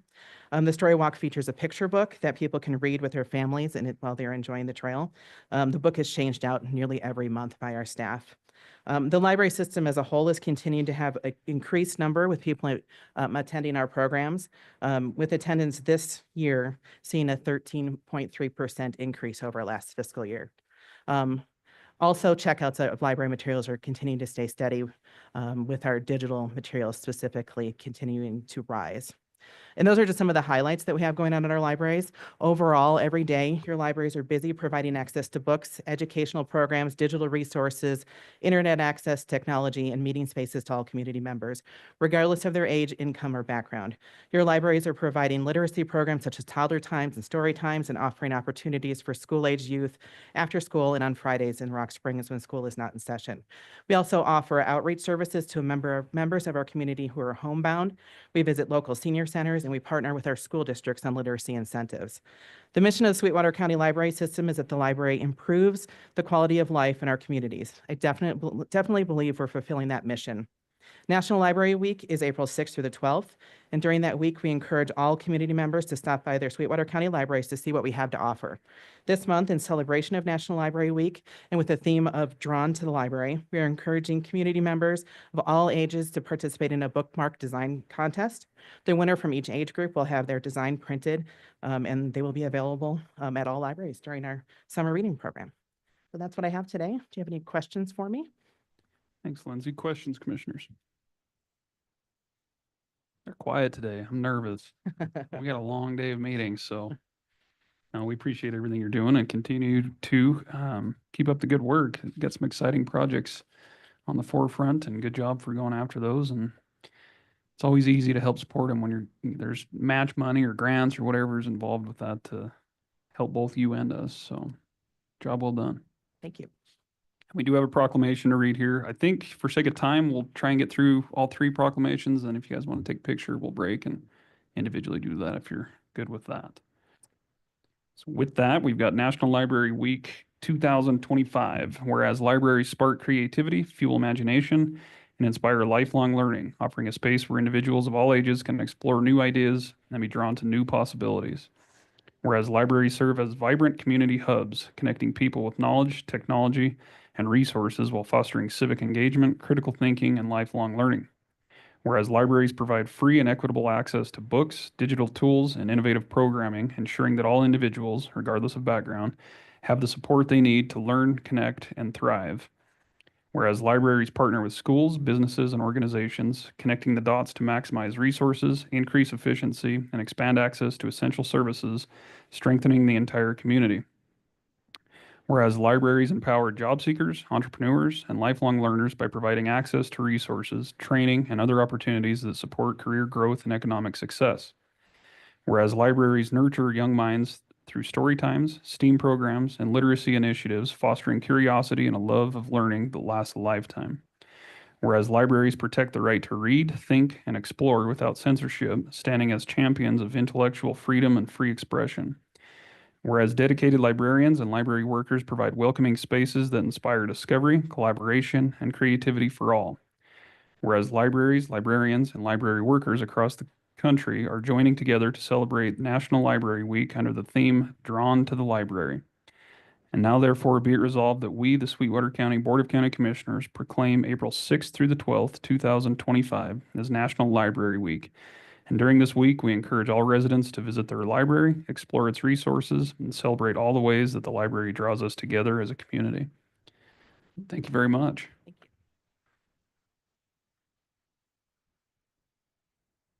Next on the agenda is the 2025 Public Safety Telecommunicator Week proclamation. We've got some staff here, including IT Director David Halter, and good morning to you all. Good morning. David Halter, I'm the IT Director at the 911 Center, also the Interim Executive Director until the end of the month, so hopefully. We also have Jen Buller and Carrie Williams. They're both communicators in our dispatch center, so in a couple weeks will be National Telecommunicators Week, and it's a week to recognize our first responders, the ones that take the 911 call and dispatch the resources that the community needs for emergencies, and not even just emergencies, things like VIN inspections and the things that happen on a daily basis. We take 64,000 phone calls per year. 15,000 of those are 911 calls, and we process nearly 80,000 calls for service. So anyway, just here to accept a proclamation, and we also, if you guys have anything to say? No? All right. Come on. Appreciate your support, and look forward to being here again next year for the same thing. Very good. Any questions or comments before we read the proclamation? All right. Well, this one's National Public Safety Telecommunicators Week proclamation, April 13th through the 19th, 2025. And it reads, whereas emergencies can occur at any time that require police, fire, or emergency medical services. And whereas when an emergency occurs, the prompt response of police officers, firefighters, and paramedics is critical to the protection of life and preservation of property. And whereas the safety of our police officers, firefighters, and paramedics is dependent upon the quality and accuracy of information obtained from citizens who telephone 911 communications. And whereas public safety telecommunicators are the first and most critical contact our citizens have with the emergency services. And whereas public safety telecommunicators are the single vital link for our police officers, firefighters, and paramedics by monitoring their activities by radio, providing them information, and ensuring their safety. And whereas public safety telecommunicators of the Sweetwater County Combined Communications Center have contributed substantially to the apprehension of criminals, suppression of fires, and treatment of patients. And whereas each dispatcher has exhibited compassion, understanding, and professionalism during the performance of their job in the past year. And now therefore be it resolved that the Board of County Commissioners of Sweetwater County, Wyoming, do hereby declare the week of April 13th through the 19th, 2025, to be National Public Safety Telecommunicators Week in honor of the men and women whose diligence and professionalism keep our city and citizens safe. And very well said. I never heard the first responders, but I like that. I think you're very much so the unsung heroes that a lot of people forget about, but we certainly don't. So thanks for everything you do to help Sweetwater County. We appreciate it. Appreciate it. We'll read one more and then we'll take some pictures if you want. Sounds great. Thank you. Thank you all. Chairman, do we need motions as we go on these? Don't we need a motion on each of these? Yeah, I think so. I forgot that. Oh geez, I got one over on him. Can't believe it. Let me back up. I'd first entertain a motion to approve the National Library Week 2025 proclamation as presented. Mr. Chairman, as liaison, I would like to make that motion. A motion by Commissioner Toman. Do we have a second? Second. Second by Commissioner Jones. All in favor, say aye. Aye. Opposed, nay. Motion's unanimous. Next is, I would entertain a motion to approve the National Public Safety Telecommunicators Week proclamation from April 13th to the 19th, 2025 as presented. So moved. Motion by Commissioner Jones. Do we have a second? Second. Second by Commissioner Richards. All in favor, say aye. Aye. Opposed, nay. Motion is unanimous. Thank you, Commissioner. Good catch. I was on a roll there for a minute. It's hard to catch him on anything. He's pretty sharp. Next on the agenda is the YWCA Sexual Assault Awareness Month proclamation. I believe we've got the YWCA Executive Director, Melinda Boss, here. And looks like Yes. And support staff. Good morning. I have Carla Campbell. She is one of our advocates. So she is one of the dedicated advocates of the Victims Advocacy Center who do the direct line work, excuse me, with the victims in the community here. So I was going to tell you a few informationals about sexual assault and why, well, we claim a whole month. You know, everybody else got a week, we do a month, but that's because of the impact of this kind of situations and what it does. But while I'm doing this, I'm going to let Carla walk around and you're welcome to pick from our goodie bag here, our goodie cup, shall we say. So just to give you a little bit of an understanding of the kind of impact this has on communities, let's look at the simple numbers. 1 in 6 women and 1 in 33 men will be sexually assaulted in their lifetime. This covers a wide number of people.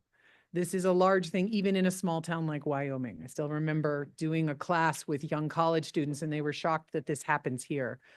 I'm like, it happens everywhere. This is part of the day-to-day life. Every 68 seconds, someone nationwide is sexually assaulted. So this year, the Victims Advocacy Center served 38 victims of sexual assault, and those are the ones that told us. Because to be honest, this is one of the most underreported crimes. If you think about it, it's fine to come in and talk about your car being stolen or somebody breaking into your house. But do you really want to come in and tell the story of a sexual assault again, and then again, and again? Because you have to tell the police, you have to tell the prosecutor, you have to tell the victim witness, you have to tell the court. There's a lot that goes into that. If you look at the actual numbers, out of 1,000 assaults, only 50 lead to arrest and conviction. 63% of assaults are not even reported to the police. So if an underreported crime already had 38 victims in 1 year in Sweetwater County alone, you can imagine how many there were actual victims. So essentially what we try to do with a Sexual Assault Awareness Month is make it aware that this is a crime, this is a possibility that can happen everywhere. And many of you probably know a victim. You may not realize it, but you actually do. And so that's where we ask for the support that you can provide. If someone wants to come forward and talk to you about that, be open to it. Be willing to listen and let them tell their story. Sometimes you may not agree with everything in it, but the idea is to be the support person there, to support them in understanding that this is a very messy situation and it is not easy to understand. We also ask that you understand by calling out things. Think of it as community events. If something is happening where somebody is making negative comments, be willing to stand there and say, hey, why? Why do you got to talk like that? Why do you need to use those words? Why call someone that? You may not like the person, fine, your call if you don't like the person, but you don't need to call them that. Because each of these little things is a stepping stone toward things that say sexual assault is okay. And that's where we want to do things. One of the big events that happens this month, it's a nationwide thing, and it's pretty simple to be involved. It's called Denim Day, and it's on April 30th. It's always the last Wednesday of April. It basically asks people to wear denim jeans in support of victims and hashtag it, put it up on your social media, put it up on your Facebook page that just say, I support victims of sexual assault. It started in 1999. It actually was in Italy, where there was a criminal court case where a woman was a victim of a sexual assault. And the judge ruled that because her jeans were so tight, it must have been consensual because she had to help him get them off. And the women legislatures in Italy found that wrong and incorrect in an assumption and a really insult to the victim. So they wore the jeans the next day and started a movement. So I encourage people to do that, to stand up on a small step on your own and say, I'm going to do that too. I'm going to stand and support victims. Another option you can also have, it'll be mentioned in the proclamation, but it's our Run with the Badges event. So the Run with the Badges is our sexual assault awareness activity. We do it in conjunction with all 4 law enforcements, the Sheriff's Department, Rock Springs, Green River PDs, and the Highway Patrol. And so it's a 5K run, 5K, 10K run. Please don't walk the 10K. That's going to take a long time. But we really tried not to lose people on this, and we have a last runner to make sure everybody gets in. But we're starting that on Saturday, April 26th, and it is here at the Island Pavilion. So come on down. Registration starts at 8. Really, registration just means picking up a goodie bag. There's not a big fee for it. If you want to register ahead of time and get one of the t-shirts, it's $5. I'm certainly willing to hand out a couple of the flyers if you would like to grab one that has the login. You just scan the QR code and you can do that if you just want to see if anybody would like one of those. I think that was also included when I sent in for the proclamation, but this will just be something you can grab. If you're willing to hang this up somewhere, if you're willing to put out the word for it, we'd greatly appreciate that too. This just helps us get the word out. So I don't know if you have any questions before. Thanks, Melinda. Any questions or comments? They remain quiet, but yeah, Going with definitely quiet again. some important work and an important month. So we're happy to support it in any way we can. Thank you. With that, we've got the Sexual Assault Awareness Month proclamation, which reads, whereas the Sweetwater County Commissioners recognize the importance of designating a time devoted to increasing public awareness of sexual assault and support of agencies providing services to victims of sexual assault. And whereas volunteers and service providers in our community work to provide a continuum of care and services to sexual assault survivors through a 24-hour hotline, counseling, support groups, advocacy, medical care, and education. And whereas the YWCA Victims Advocacy Center promotes sexual assault prevention by offering educational presentations to schools, churches, and civic organizations, as well as professional training and collaboration with medical, mental health, law enforcement, educators, and criminal justice personnel regarding sexual assault issues. And whereas the YWCA requests public support and assistance as we hold forth a vision of a community free from sexual violence. And now therefore be it resolved that we, the Board of County Commissioners in and for Sweetwater County, Wyoming, proclaim the month of April 2025 to be Sexual Assault Awareness Month. And we commend the observance of all citizens by urging each to learn what can be done to combat sexual violence and offer prevention measures and support services to survivors. Teal bracelets will be available throughout the community to wear in support of awareness of sexual assault during the month of April. Run with the Badges will be held on Saturday, April 26th. The 5K, 10K rocker run or walk will start at 9 a.m. at the Island Pavilion in Green River. And with that, Commissioners, before I forget, I'd entertain a motion to approve as presented. So moved. Got a motion by Commissioner Slaughter. Do we have a second? Second. Second by Commissioner Jones. All in favor, say aye. Aye. Aye. Opposed, nay. Motion's unanimous. Thank you very much. Thank you all. We appreciate it. We'll break and take some pictures with all three of you if you're ready.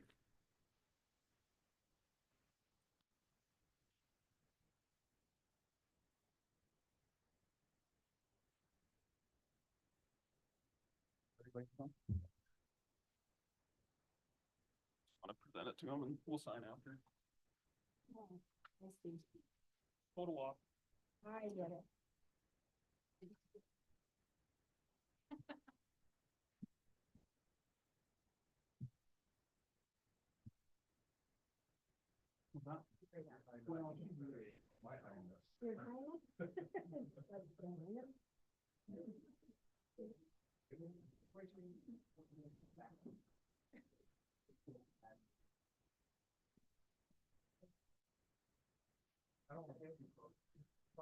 One, two, three, read.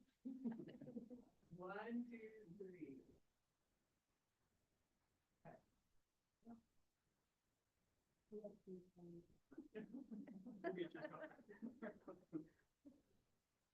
Want to be our official? Sure. Great. Somebody just do mine. You're doing very. I just said we should be on the, well, except for Mary.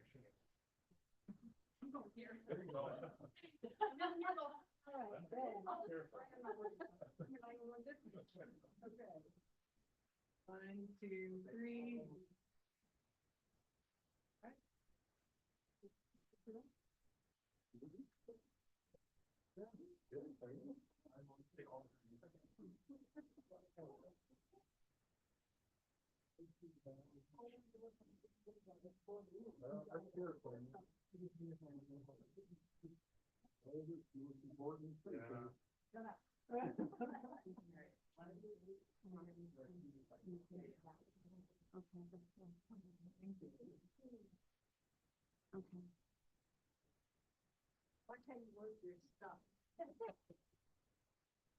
I didn't say anything. Very careful how you craft that.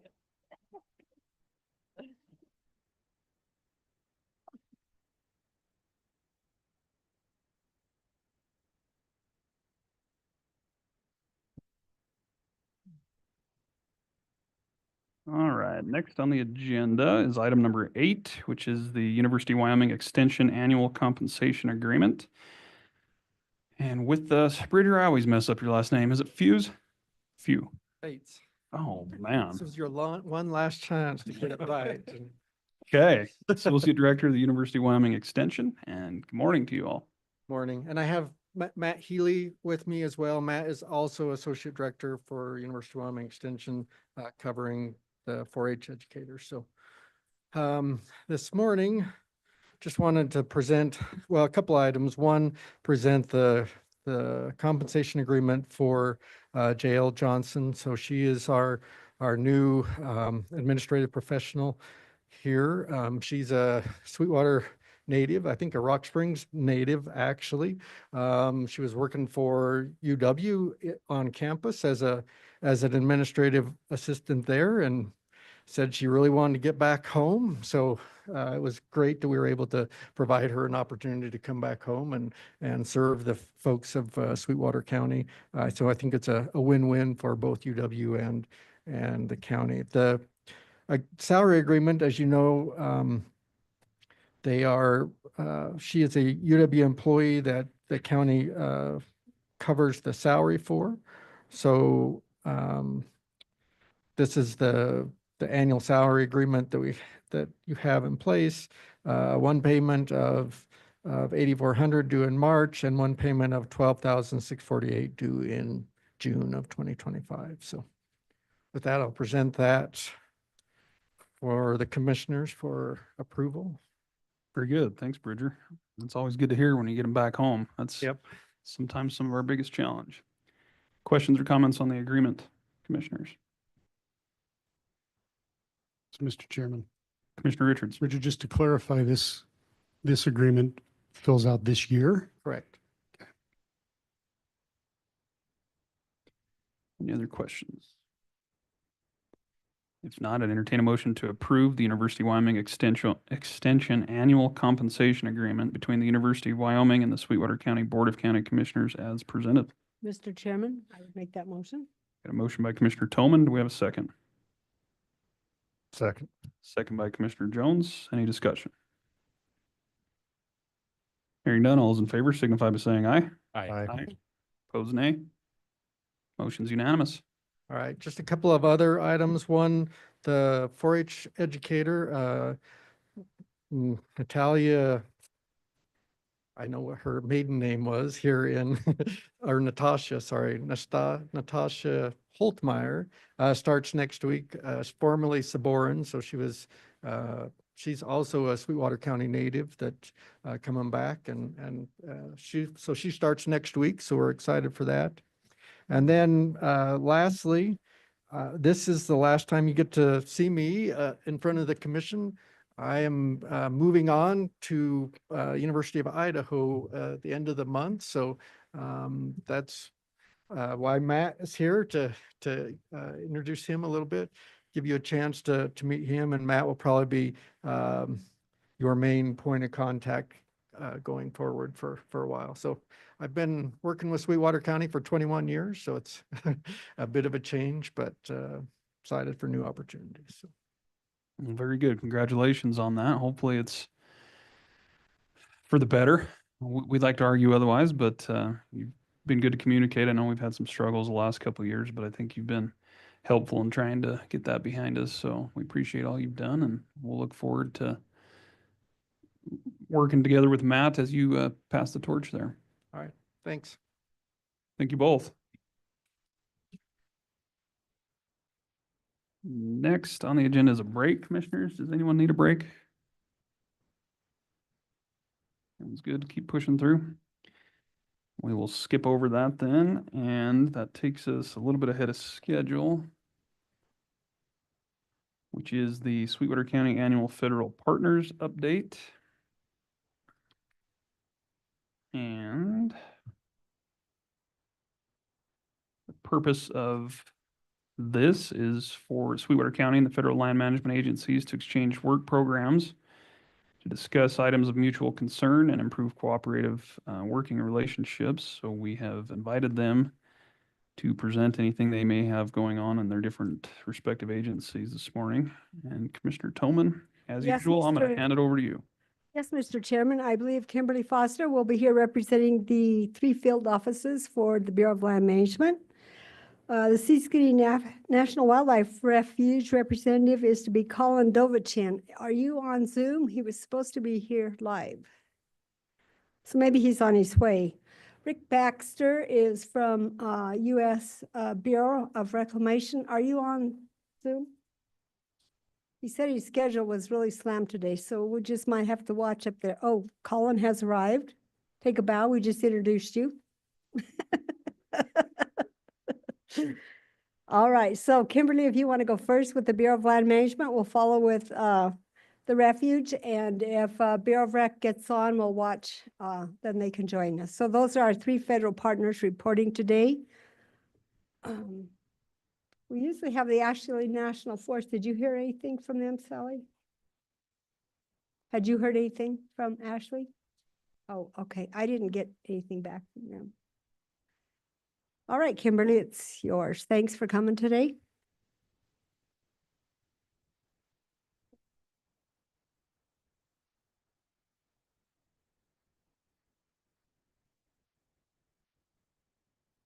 Fred Keeler from the High Desert District acting manager, he was had planned to come, but he had a conflict, I guess. He did. Something happened. I'm not sure what happened. I must have hit something accident. I apologize. No problem. We're ahead of schedule, so. I blame the IT liaison. Can they see that? Okay. Definitely.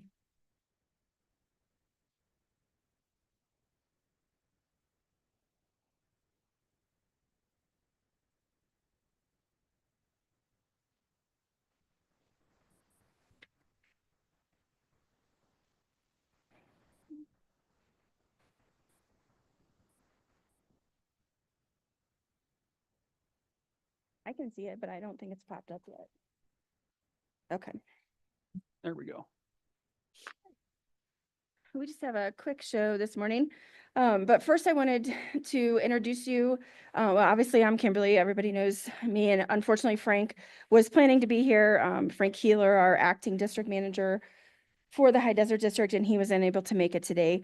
But I did want to introduce all of you. I saw Ruth Miller was on. Those of you who may not know, Ruth is our new field manager, excuse me, in our Lander field office, which, as you know, the Lander field office just has a small chunk of Sweetwater County, but she is our new field manager, and we wanted to introduce her to all of you. So Ruth, go ahead and introduce yourself if you would. All right, thanks, Kimberly. And hello, everyone. I'm Ruth Miller, as Kimberly mentioned, the new Lander field manager. I've been here less than 2 months. And I came from the Montana Dakotas BLM state office. I was the Deputy State Director for Resources and Planning. And I've been with the BLM quite a while, since 2001. I also worked for the Forest Service and Fish and Wildlife before that. All, except for 1 year, all in the Western states. So anyway, I'm hoping to be there in person someday. This week I'm supposed to close on a house, so I am staying here in Lander, but someday I will hope to come down and meet everyone in person. I can answer any questions, maybe, mostly on specific projects. I'll have to ask my staff right now until I'm here a little longer. So thank you. If you could get your contact information to us so we can include you in our first Friday of the month at 9 a.m. We have a Zoom or a live meeting with our federal partners at the Rock Springs Chamber of Commerce. So if you could do that, that would be great. All right, thank you. You want me to put it in the chat or? Yeah. Yes, that will work. Okay, thanks. And I think we have Adam on as our associate district manager. Adam, did you want to say anything? Just good morning, everybody. And I think that's it, because I think Tim Novotny was not feeling well today. He's our Rollins field manager. And then I think Brandon is in the meeting that was tying up Frank. So we kind of streamlined things this year for you, but we did want to just provide you an overview of some ongoing major projects that are going on. So I've just kind of listed them here. We'll talk through them and kind of different things. So as you know, we have several carbon sequestration projects going on in the county. We just approved last week, on the 26th, the Southwest Wyoming Carbon Sequestration Project. That's the project that's in the Rock Springs field office and shared with our Kemmer field office. It's about 600,000 acres of exploration that they'll be doing to determine where they want to sequester carbon. So that's the big project. And then ongoing in the Kemmer field office is also the Exxon Mobil Chute Creek CO2 disposal and the Pore Space Sweetwater Storage Hub. That's the Frontier project, if you're familiar with that. So those are still ongoing. We don't have any new oil and gas projects going on, but we do have several new APDs. So we're processing right now APDs for existing fields, including the Wexpro fields down in Hiawatha area, CDC in Atlantic Rim, of course, in the Rollins area, Moxa in the Kemmer field office, and then Wild Mustang in the Lander field office. So we've seen lots and lots of activity going on with APDs, but so far we don't have any like new exploration. It's mainly in-field development for existing projects. So we might see some new ones, but right now it's in-field. I'm sure you're all aware of the Trona projects. Dry Creek Trona EIS has been ongoing. That final EIS just came out in January, I believe, end of January. And the record of decision is expected later this month in April. And that is the new Trona mine that's shared with the Rock Springs and Kemmer field office. And then just north of that is the Project West, new Trona mine that's on private land that BLM issued an environmental assessment for just about a month or two ago. Continuing with major projects, we have several transmission infrastructure projects going on that you're aware of. The Gateway West D3 segment is undergoing some. Gateway West was approved in 2013, I believe. And it has yet to be constructed. It was constructed to the Jim Bridger substation from the Anacline to well, and through the anticline, and then the piece through the Rock Springs field office and the Kemmer field office have yet to be constructed. There's some issues with the Kemmer piece up near Cokeville, and so they're doing a new EA to look at some additional routes for the Gateway West. They're calling it D3. That's a Pacific Corps title. I'm not sure what D3 means, but it's the Gateway West project that's already been approved. They're just looking at some alternative segments in the Cokeville area. And then, of course, in the Rollins into Rock Springs, we have the anticline to Shirley Basin. That's a new piece that will basically align with the existing Gateway West project that was already constructed, just a new segment, but in the Rollins field office. And then, of course, we have the Semino pump storage project, EIS, that's just gotten kicked off in the Rollins field office area. That's near the Semino Reservoir. And if you have any questions about any of these projects, just let me know and I'll try to provide an answer. We have several wind projects still in development. Obviously, the Jackalope Wind Project is here in Rock Springs. We are working on the EIS. We are expecting to have a drafted EIS at the end of summer, probably August timeframe, for the draft EIS to go public for that. And then Two Rivers and Maestro are both in the Rollins field office. I believe they just issued a decision for Two Rivers about a month ago. And then obviously for land use planning, as you know, we completed the Rock Springs RMP in December. And then it was part of the secretarial order to look at changes to it for this administration's priorities.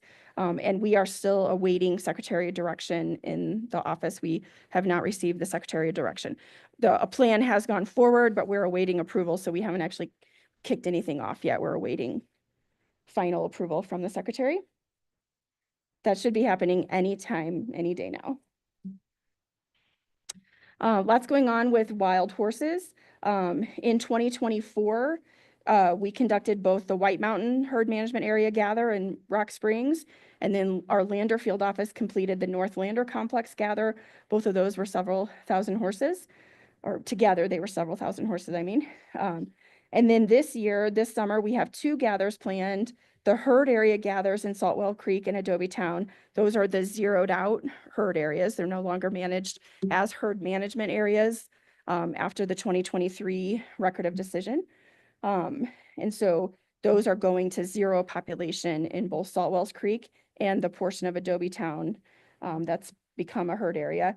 And then in addition to that, we also plan to gather the rest of Adobe Town, which is still maintained in the Rollins field office as a herd management area.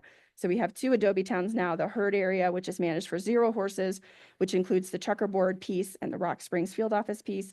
And then we have the separate Adobe Town herd management area, which is maintained for horses. Both of those are planned for July. Contingent upon the July, we are awaiting a verdict in the litigation for that 2023 Wild Horse Amendment. That record of decision was challenged in court. We were successful in district court, as you know, last August. And then it was appealed to the 10th Circuit. And just a couple of weeks ago on the 18th, we had oral arguments in that case. And so we are awaiting a judge's verdict. Obviously, if the judges were to rule against us, we would be canceling the July gathers because those gathers are in compliance with that ROD to zero those horse herds out. If the ROD is found to be invalid, then obviously we would be canceling those. But like I said, we've already been successful in district court. We're hopeful we'll be successful in the 10th Circuit as well. And on off range, our wild horse holding facility, we are still planning an adoption event. Some of you may know that our adoption program, the incentive program, has been canceled due to some litigation there, but we still have regular adoptions. It's just not through the financial incentive program that was available. So that financial incentive program has ended, but we're still doing adoptions just like we always have. And then just a quick recap of fire and fuels activity. It was a light year last year, as you know. Thankfully, we'll see what this year holds with all the moisture we've had. But in 2024, we had 47 incidents, and that included all agencies, not just BLM. Only 44 total acres burned last year in Sweetwater County. And we only had 1 fire that made it to the large fire, and that was just 18 acres. And then we've been doing some fuels treatments to cut down on large fires through mechanical treatments, that's mowing, that type of thing. We did about 1,390 acres. Unfortunately, we didn't get to any of our chemical treatments. As you know, BLM was trying to approve the new chemical, the name of which has escaped me.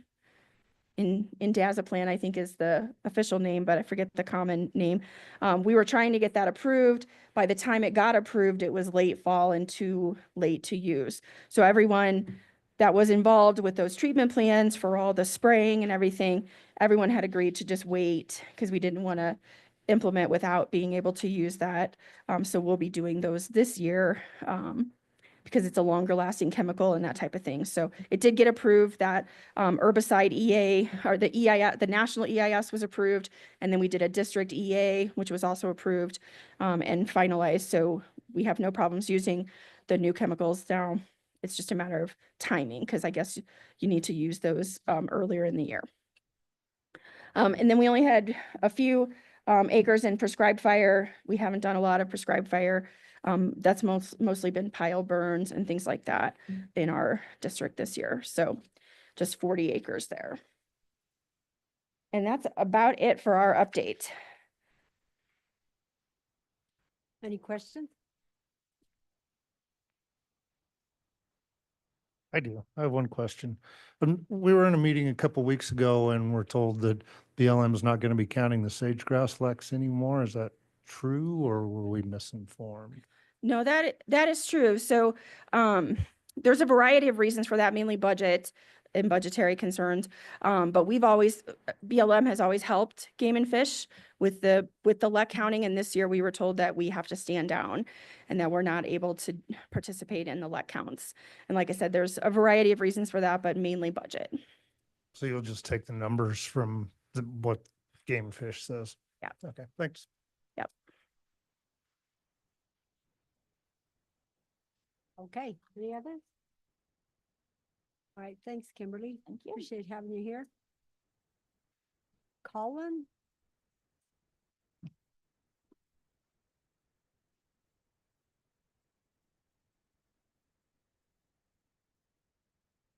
Dovichan, is that the correct pronunciation? Davichan, Czechoslovakian. Oh, I see him a lot, but I didn't know he had a last name.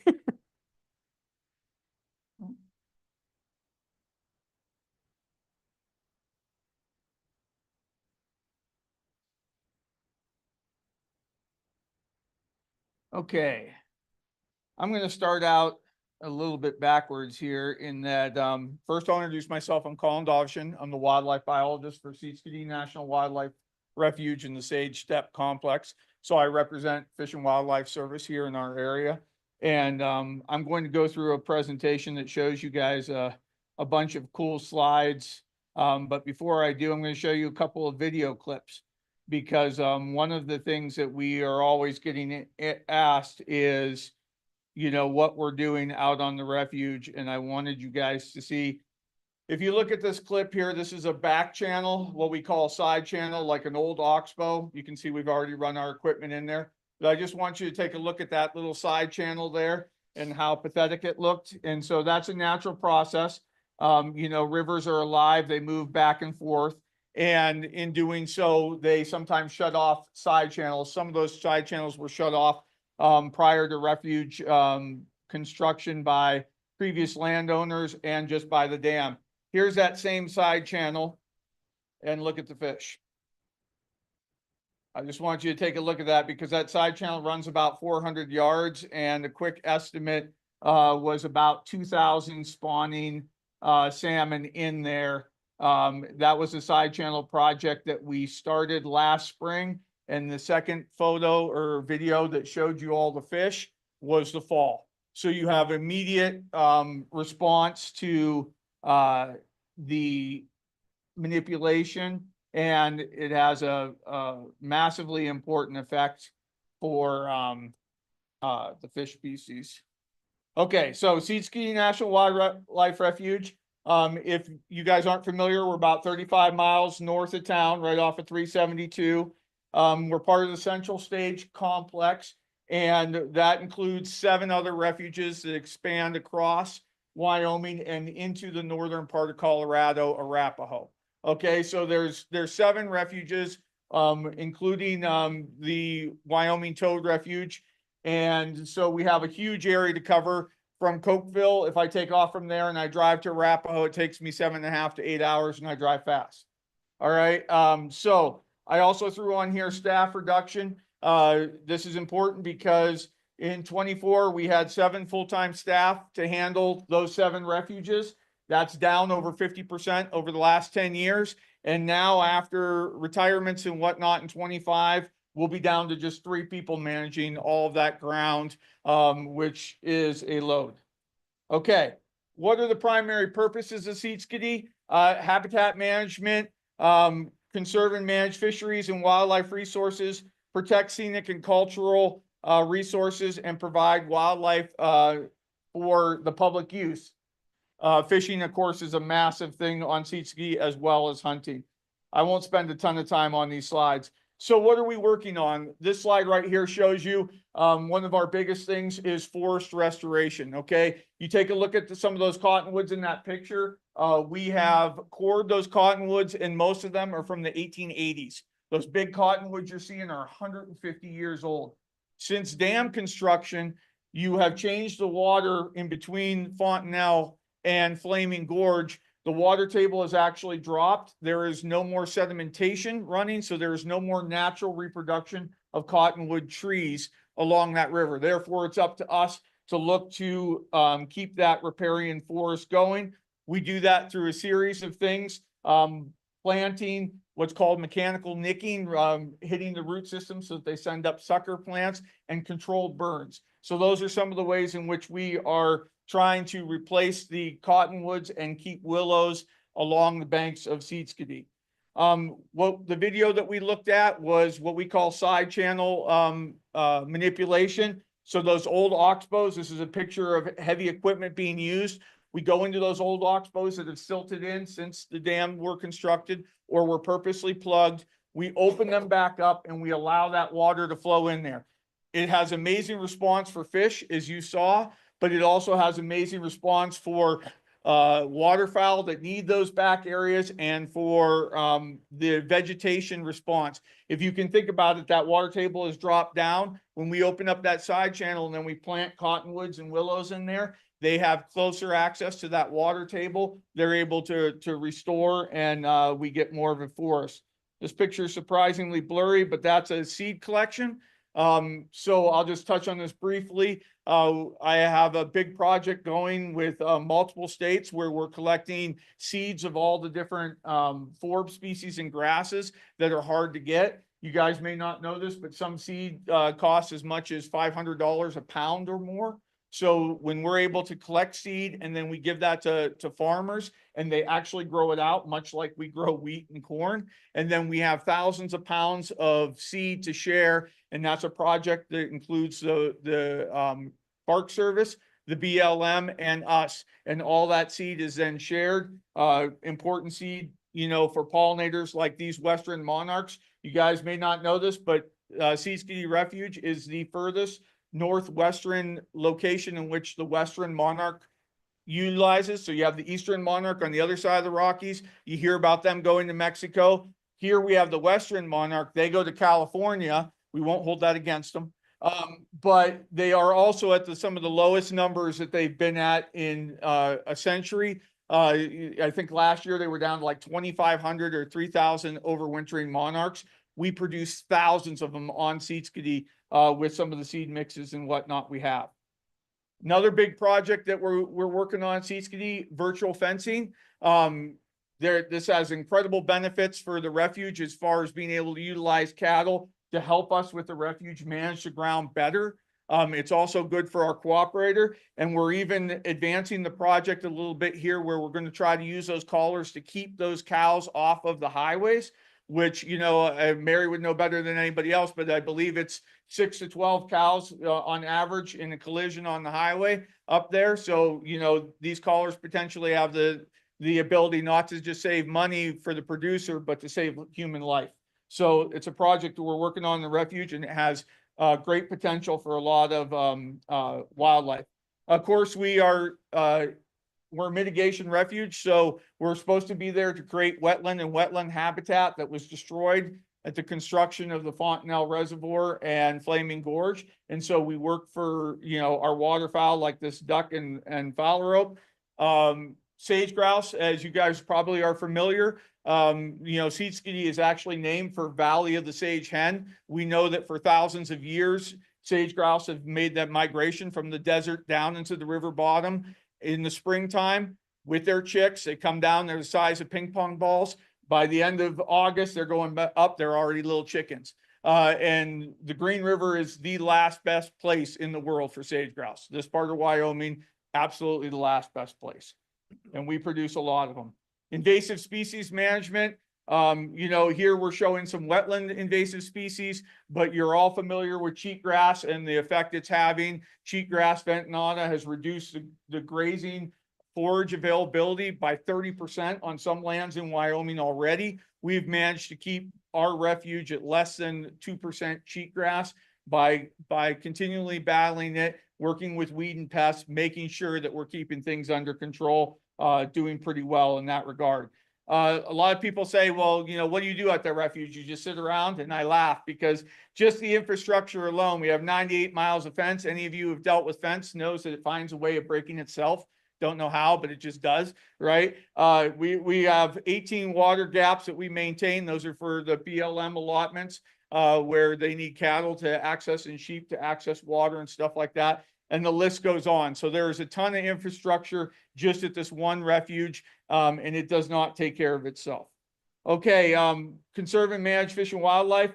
These are looking at trumpeter swans. I put them on there just because we're the largest overwintering area for trumpeter swans in the tri-state area. We get birds from as far as Canada and then, of course, the tri-state area. These birds are really unique because we have a leucocystic gene, which causes them to have like pink feet and pink bills and stuff like that at times. This is a genetic anomaly unique to our area of the country.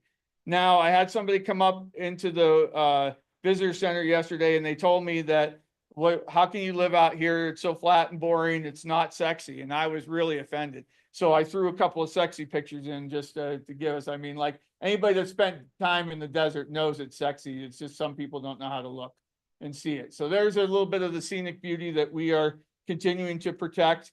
Of course, there's a lot of cultural stuff. I don't have a lot of time. I don't want to bore you, but we have a lot of cool cultural stuff up at Seatskiddy. Obviously, the Oregon Trail, Mormon Trail, California Trail, and Pony Express meet right there at the Highway 28 bridge. We get a lot of visitation. We get a lot of reenactments. Sometimes they don't get a permit, and all of a sudden we drive down the road and there's 2,000 people there doing a reenactment. So it's always interesting, but there's a lot of cultural history, fantastic in our area, and Seatskiddy works to protect it. We have the replica of the ferry that was used at the crossing and stuff, and a lot of people stop to see that.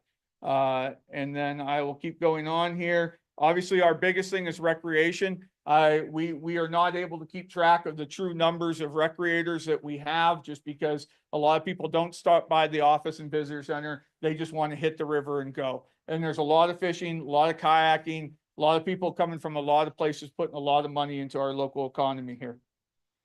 And then commercial fishing, we do allow guides, a limited number on the refuge, but it's a very sought after, obviously, permit to have because it's lucrative. We have fantastic fishing. It's just funny to me, so a couple of guys stopped in from Utah the other day and they had spent thousands of dollars between their trip to fly here, stay at the hotel, come up to the river, get on a guide boat, and they didn't keep a single fish. And I just thought, you can't get any better than that. So, and then not last, but definitely not least, we do a lot of school group stuff.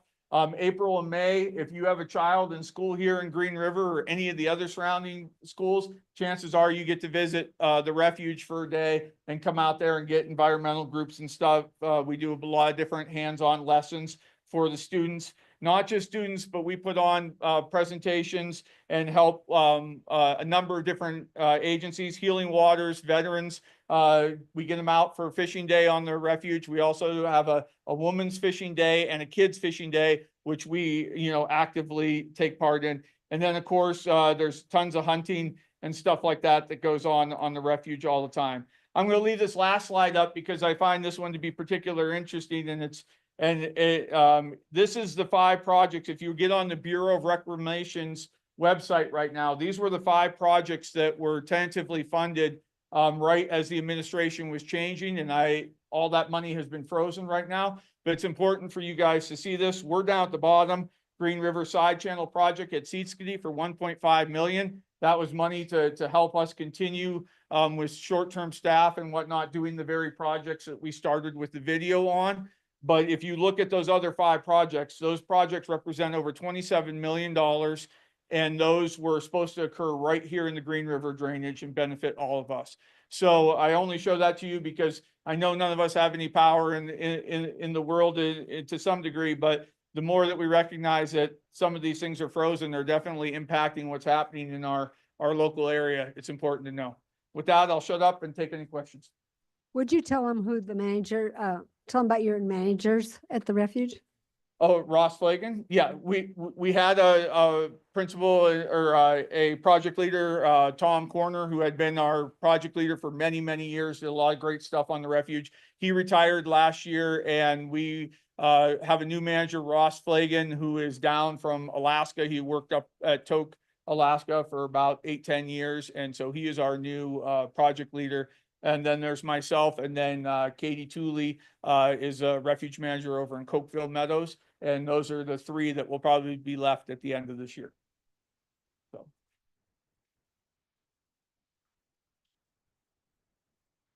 Any other questions? I don't have any questions, but a comment, just thanks for what you do up there. It's pretty impressive to see the improvements that you make, but yet there's such a wide variety of access for different users in the area. So it's a great combination and shows that really can take place. Thank you. Yeah, I give a lot to our former leader, Tom Corner, because there are a lot of refuges in the country where you can't go places and do stuff. And it's funny because people show up at our refuge and I'm like, you just can't be in the buildings. Anywhere else, just, go enjoy yourself. And so thank you. Thank you very much for coming. Yeah. No other questions? Tell Katie and Tom we missed them. But you did a great job. Thank you. Do we have anyone else on Zoom from Bureau Rec or Forest Service? Yes, you have Rick Baxter here from Oh, Bureau. thanks. Thank you very much. Are you ready for me? Yes, we are. I'll just give you, I'm not going to show any slides today. I will give you a quick update on where we're at on a few of our reservoirs and a few things that have been going on for the Bureau of Reclamation.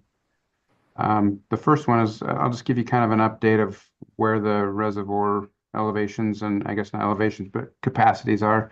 Fleming Gorge got about 3.1 million acre feet in it out of the 3.6, 3.7 million available, making it a little over 80% full right now. Big Sandy's around 55, a little over halfway full, and Eden Reservoir is about 45%. Fontenelle's about 35%, even though the majority of it doesn't fall within Sweetwater County. The water year, I think, as you guys have seen, is shaping up to be pretty average. Not a lot of, great silver linings and extra water available, but enough maybe for this year. Does that mean that any of these reservoirs will fill? Not quite sure yet. We need to see kind of how things came off. We know that soil moistures weren't as high going into the year, and that's driving some of our spring runoff projections. So we kind of want to wait till we get a little bit further into it. But that's kind of where we're at. Wish we could have started a little bit more full for the season, but it is what it is. I think everybody understands that Big Sandy construction has been complete. There's been a few little punch list items that have been ongoing, but it is substantially complete and has been for a little while now. There's a final construction report that's being completed, but everything seems like it's functioning well, and the district's running the improved facility well, and we're really happy with how that all turned out. There is a plan to work on the boat ramp this fall. With our situation with the funding, all federal funding, we've had some hiccups there. We're still hoping to possibly get that contract out so that it can be constructed this late fall. It's in the queue, and we're going to see if we can get it through the requisition process. Another point is, I think we've talked to you guys for years about the ongoing effort between us and the BLM to try to revoke the lands around Fontenelle that we call our Seed Skiddy project. And we've been meeting with BLM, and our friends are there in the room. So we've got we think about a year before it'll be complete.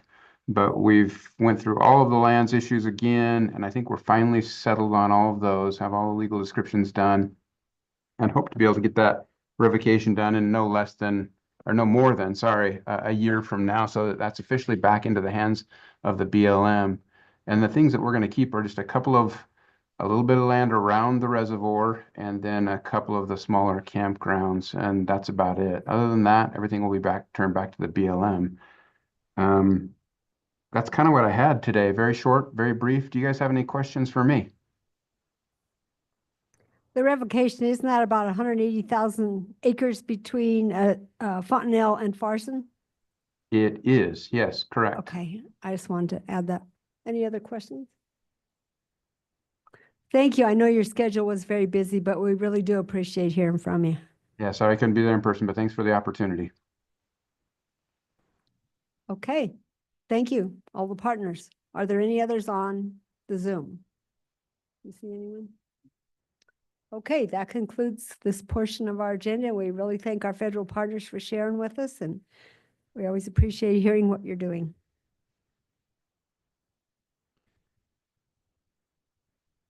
Thanks, Commissioner. Appreciate your on point on that. Always good to keep informed. So we appreciate those coming over and spending time to let us know what's going on in each office. That's going to move us right along to item number 11, which is a draft letter to Congresswoman Hageman concerning the Rock Springs RMP revisions and amendments to comply with recent presidential executive orders and secretarial orders. With us this morning is Land Use Director Bingham and Chief Deputy County Attorney De Leon. Good Still morning. Good morning to you both. It's great to be here. Took a late night flight last night, changed my flight to come back, make sure I was in person. Felt the importance of to discuss this, so appreciate that. This is in response to, as we know, as Ms. Foster stated, there's been some secretarial orders and also some executive orders that initiated those processes on some changes and to the Rock Springs RMP, which included the sage grouse plan, but this letter is directly related to the resource management plan. So as you know, we have met with Director Archuleta. There was a one time with him, and then we met with him another time with Frank Keeler, also the district, High Desert District Manager, to discuss some of our concerns with the record of decision that came out in December on the resource management plan. And then we met a couple of weeks ago with also Congresswoman Harriet Hageman, also to discuss some of those concerns that we had with the resource management plan. As a lot of commissioners did attend that, including stakeholders. So as far as what we got back from Director Archuleta and also from Congresswoman Harriet Hageman was, what is it you guys want to see? And so that's kind of been impressioned on me and John, and we've gotten together and then we also got together with stakeholders, because that's important too, because there's things that John and I see in the resource management plan, but we need to know, how does that affect our industry? And so we did reach out to the Trona industry, oil and gas, some of the utility companies, including the Rock Springs Grazing Association. And we've also got Ron Wild here too with Rocky Mountain Power, so appreciate him being here and their comments. So that's what this letter does. It goes through and discusses, some of those things that we would like to see.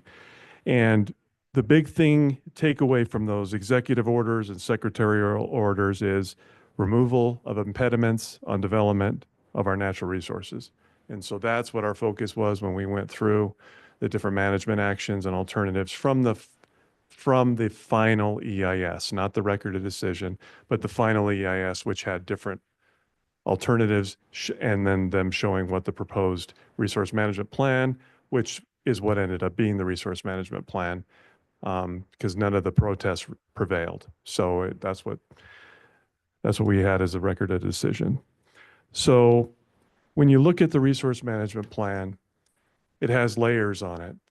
And the biggest thing is how it's layered usually is that you have those special designations, which whether they're wilderness study areas or areas of critical environmental concern, and then other things are affected by that. So you've got that, just take an area of critical environmental concern, and then that'll have special restrictions on it. But then other management actions are modified to that. So like visual resource management. So if you have a wilderness study area, you're going to have a visual resource management class 1, which doesn't allow development. Okay, so that's how that's reflected. And then it gets into right-of-way exclusions and avoidances. Those are all like a ripple effect from that. So when you go through the letter, we focus on obviously areas of critical environmental concern that we had concerns with record of decision, the National Trail Management Corridor, Special Recreation Management Area, and then other management areas, because there are other management areas like Pine Mountain as an example. So when you go through the letter, we've gone through and then we've taken comments from our stakeholders and put in which alternatives, what we would like to see as far as some of the ACECs go. Also for as far as the trail management corridor also. So that's what we focused on.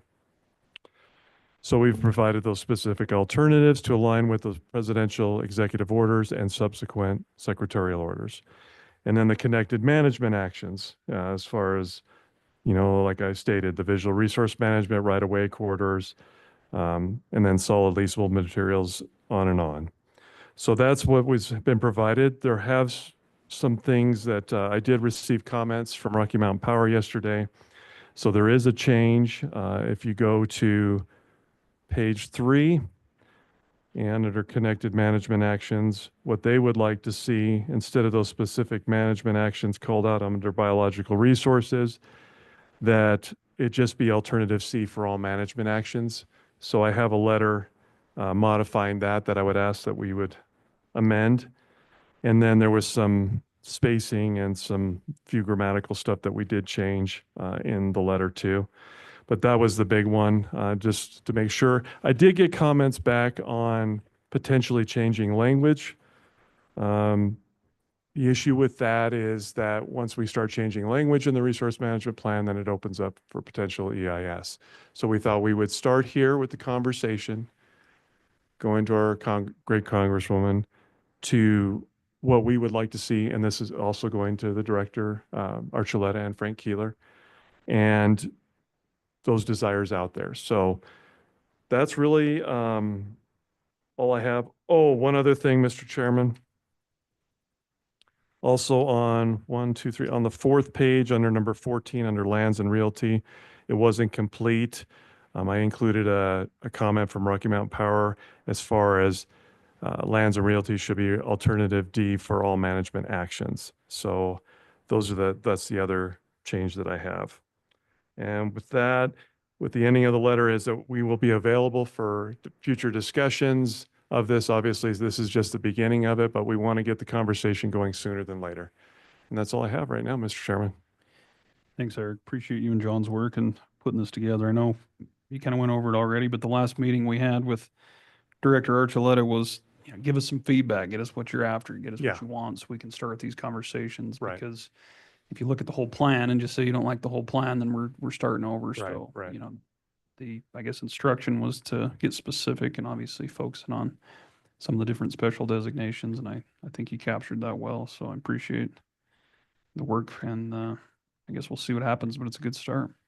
Mr. Chairman. Commissioner Toman. Well, just to follow up, the earlier letter that the commission had sent to Kimberly and the state director kind of was similar, very similar to this. yeah. And I did hand deliver that to the Department of Interior and to the BLM in Washington, D.C. John Raby, the not acting, I think he's assistant BLM director until a new director is sworn in, but he promised that they would be giving direction to the state director and that they did want to hear what we suggested. So you might make sure a copy of this letter also goes to DC.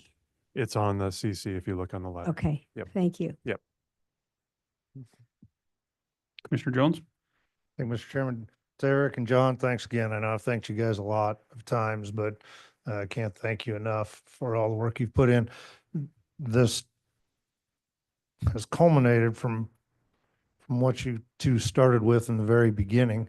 So it's been very consistent as we've gone on. And I think that's probably one of the main themes that we need to drive home is that this is overwhelmingly what Sweetwater County wants. And I don't mean us five, I mean the people who live in Sweetwater County, the people who work here, the industries, a wide swath of people in industry support exactly what this letter says, have supported what this letter says from the very beginning, and you two have done an excellent job of spelling out the direction that we need to go. So thank you.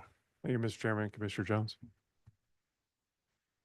Any additional comments, questions?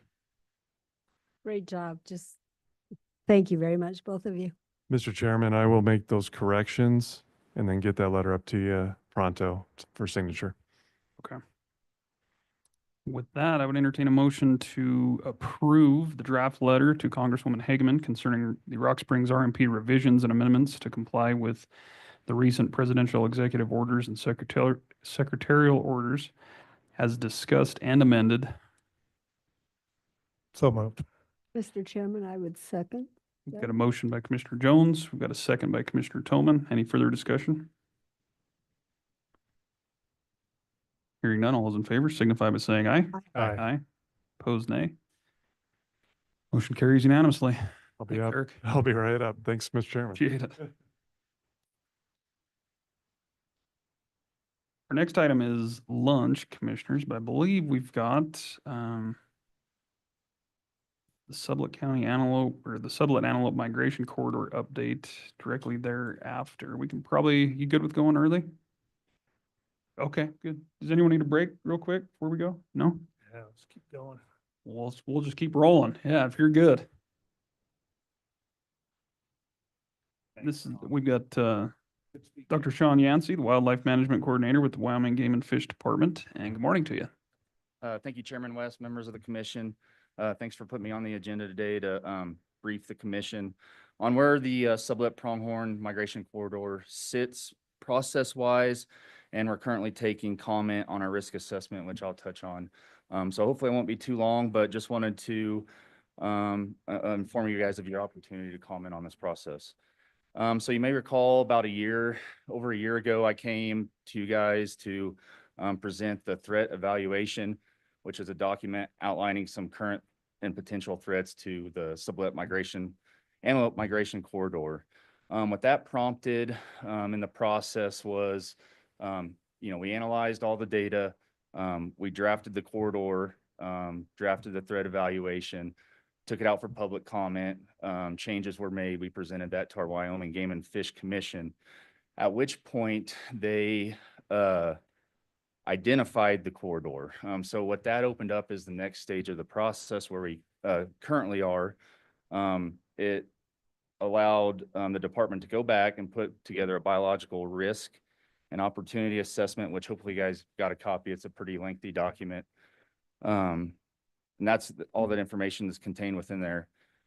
So that is currently out for comment as of, I believe it was mid-March sometime, but we're taking comment until May 2nd on this document. What that process will do is we'll gather any stakeholder input on this document, make revisions, present it to the commission for recommendation of designation to the governor. If he wishes to pursue designation, some of you might be familiar with the process of convening a working group where, if I remember correctly, in the EO, representation will be county commissioner from each county within the corridor, sportsmen, conservationists, industry, probably forgetting one working group, but it's outlined in the EO. So if the governor decides to pursue that, the stakeholder input from that working group will be pushed back to the governor, a recommendation made to which he will either designate it push it back to the commission for further refinements or decline to designate it, which leaves it as identified. And as it's currently identified, there's no regulatory implications. It's just basically lines on a map acknowledging that the corridor does exist. So that's where it sits currently.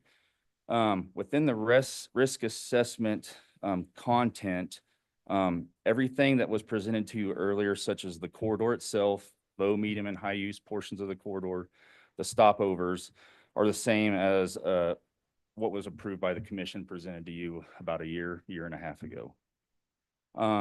What is new within this document is the proposal of bottlenecks, and hopefully you guys were able to view those documents. Most of the bottlenecks were proposed in outside of Sweetwater County, but we did have one proposed within Sweetwater County that occurs on Highway 372. Basically, we have had a lot of collaring efforts done around and after the Sweetwater solar facility was put in place. And as you may know, we have a segment of pronghorn that migrate from the northwest to the southeast and winter along I-80. So that is essentially what the segment of this herd that we are currently addressing with that proposed bottleneck. So that segment, summers up in the Hams Fork, Slate Creek up to Fontenelle Creek, works its way down through that. If you know the area, it's kind of a sagebrush flat, but 372 lies on it. That's keeps snow wind blowing off of that. They can essentially move down to winter range along I-80. So with the collaring efforts that we've seen, that's depicted in the appendix within this document, it's actually the last page. You'll see some of the collaring efforts. What we've noticed is some of these animals have a hard time navigating around the solar farm. So basically the bottleneck put in place there is to acknowledge that difficulty to navigate that, as well as hopefully be able to keep some functionality of those movements through that area. So with that, if you have any questions on the biological risk and opportunity assessment, I can address those hopefully. As far as implementation of the EO, we have been able to successfully work with proponents to avoid impacting corridor functionality and still allow for development through timing and micrositing. Game and Fish has prioritized conversations to avoid and minimize disturbance in other designated corridors. And as the corridor is currently identified, implementing the regulatory of the THEO, the executive order has not yet happened.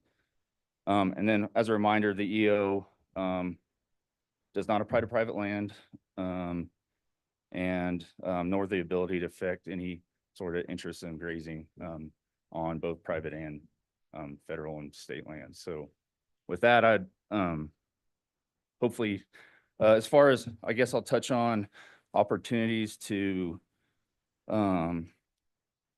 provide comments. So we've released the risk assessment. We're taking public comment and stakeholder comment until May 2nd. And we currently have 3 public meetings scheduled in Green River at the Wesley Powell Room at the college at 6 o'clock on April 9th, in Jackson on the 10th, and Pinedale on April 15th. So with that, I think I'll take any questions you guys may have about content or the process as it currently stands. Thanks, Sean. Appreciate your time and for going over some of that. Refresh my memory, you said at the beginning, but the comment period's open now until May 2nd. May 2nd. Yeah, I believe 5 o'clock, May 2nd. Okay, and so then after that is when the kind of, what do you call it, the stakeholder group or whatever will convene? Or Yeah. how does that look like? Yeah, so once we collect public comment on this document, we'll make any necessary revisions at a department. Then it goes to our commission, where our commission can either recommend designation to the governor, or leave it currently as it is as an identified corridor. Okay, So that's where the process sits there. very good. Questions? Commissioner Slaughter? Yeah, Mr. Chairman, Sean, thank you for this. Just a quick question with respect to the bottleneck that you're talking about at the solar farm. What do you see as a solution to that bottleneck, and what's a proposal to try and help that? Yeah, so, Chairman West, Commissioner, that's an interesting one. So in 2019, 2020, we had a pulse movement of about 1,500 pronghorn come down that flat. They were obstructed by the chain link fence of the solar farm and essentially pushed out onto Highway 372, where we had some collisions, a bunch of mortalities. It was kind of an issue. So we struggled getting them off the highway. So that was kind of the first recognition that that was potentially an issue.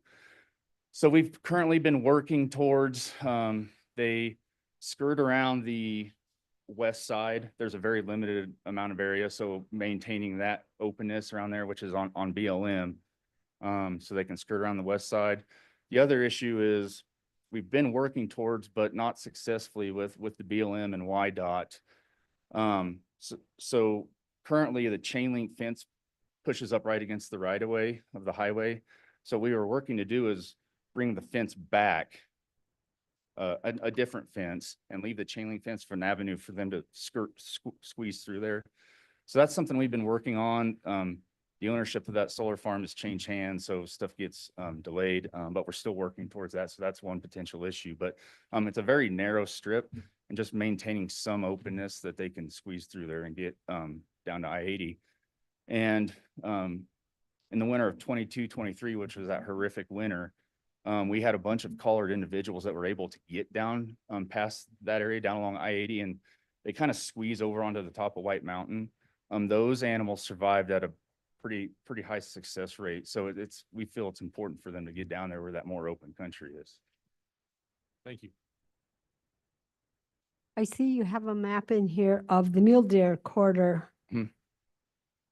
How much does that, I don't see a map of both of them on the same map. Okay. I don't know that it exists in this document. So for each segment, it was broken out into 10 segments.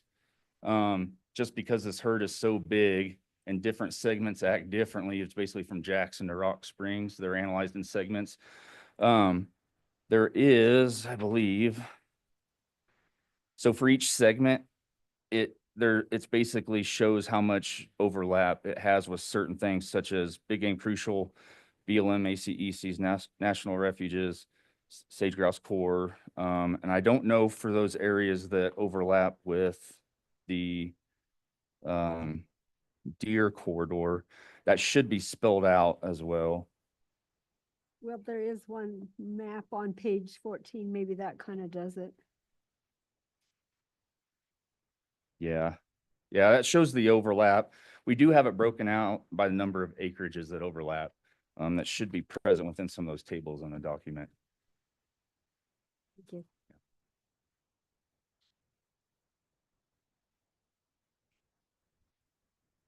Any other additional questions or comments?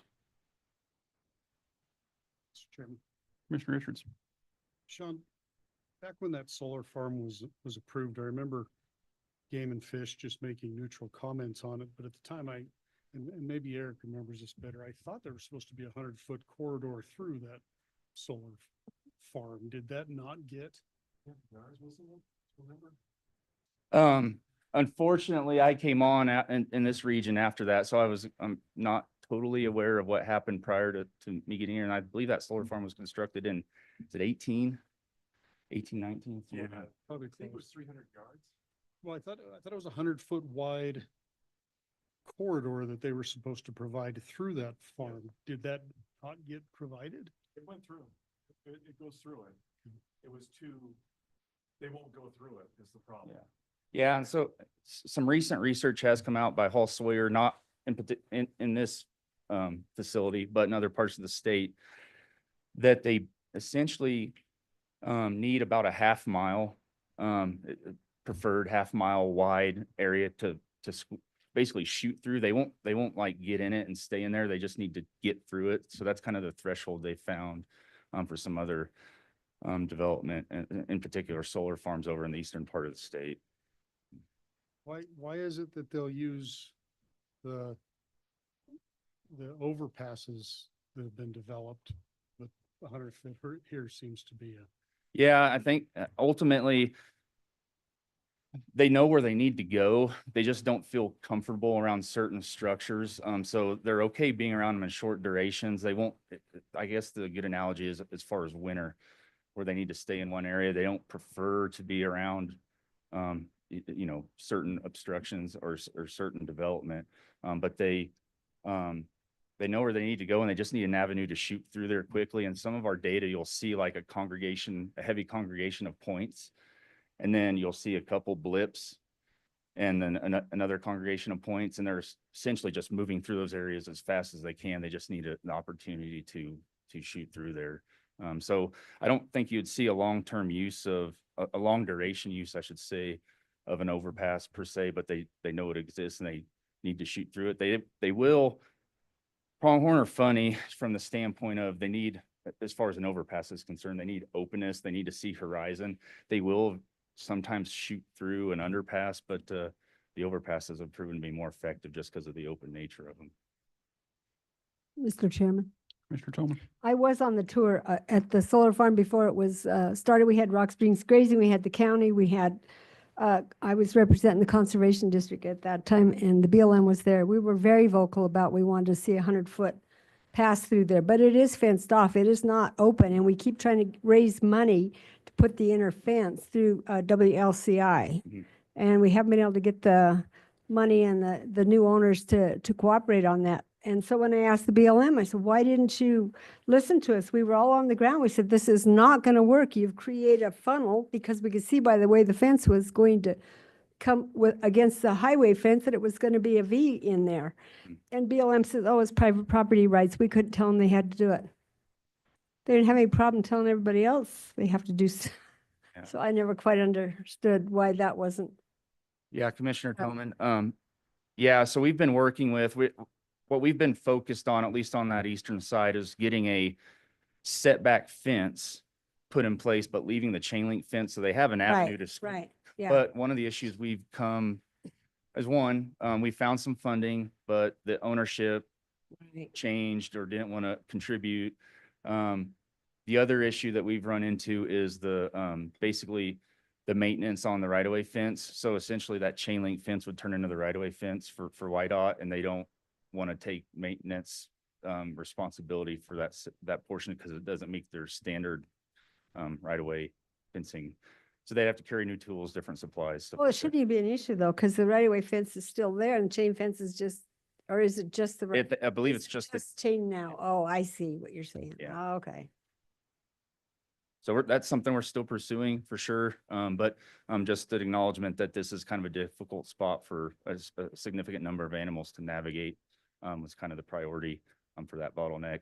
I don't know if you guys have any more questions on the EO, this document, or any animal biological related questions in regards to this, please feel free to reach out to me. I'm just over here at the Green River Game and Fish office. Very good. Any further comments or questions? Thanks, Sean. Lot to take in, but lots of important information. So we appreciate you coming over and getting on the agenda. Thank you. Next on the agenda is the COLA discussion. Commissioners, obviously, we're ahead of schedule in that regard. So if you're good with it, maybe we can just bump that to the budget workshop, since it's kind of tied in with that as well. And that way we can get in touch with, I believe Brenda's going to be filling in for Gary this morning. So if you're good, we can adjourn this meeting and then just discuss that. And for any press walking, we do have some information that was uploaded into our packet late, and so it didn't make it in time, or in time for publication. But if there's any requests for that information, we're happy to provide it, either physical copy or electronic. We will take that up in our workshop after lunch. So with no further business on the regular agenda, this meeting stands adjourned.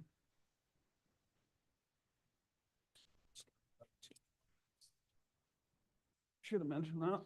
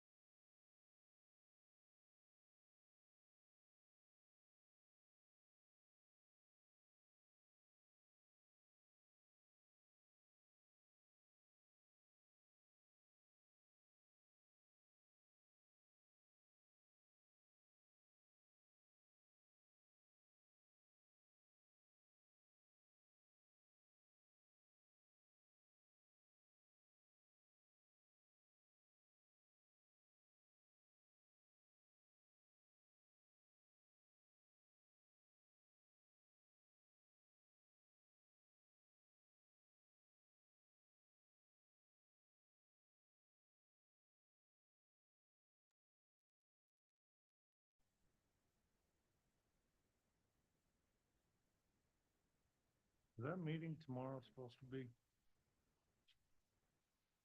Oh, Kind of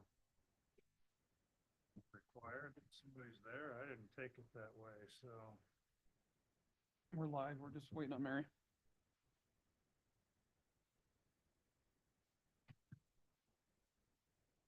Make it great if you can. I can't. And that's where I was at.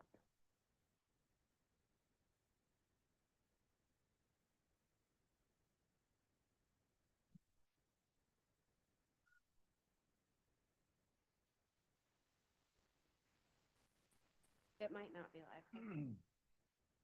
No, that's fine. Mhm.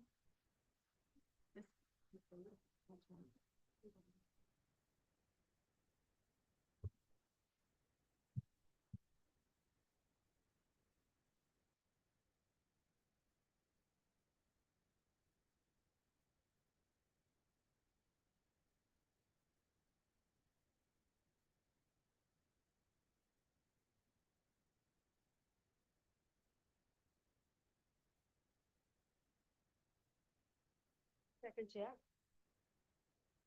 We'll decide.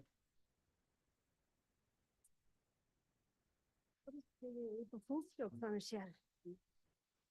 Ugh.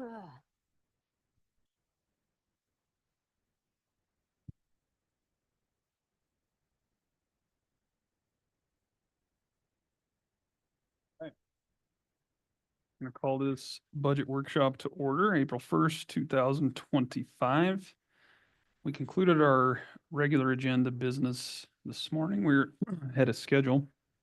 So we bumped item number 14, which was the COLA discussion, to this workshop since it obviously ties directly to budgeting. In your packets, should have a memorandum from HR that goes through a list of different cost increases, cost savings, etc. So with that, I believe we have Brenda who's filling in today. And I don't know if you've got anything you wanted to add, Brenda, or Have anything to add based on the conversation today?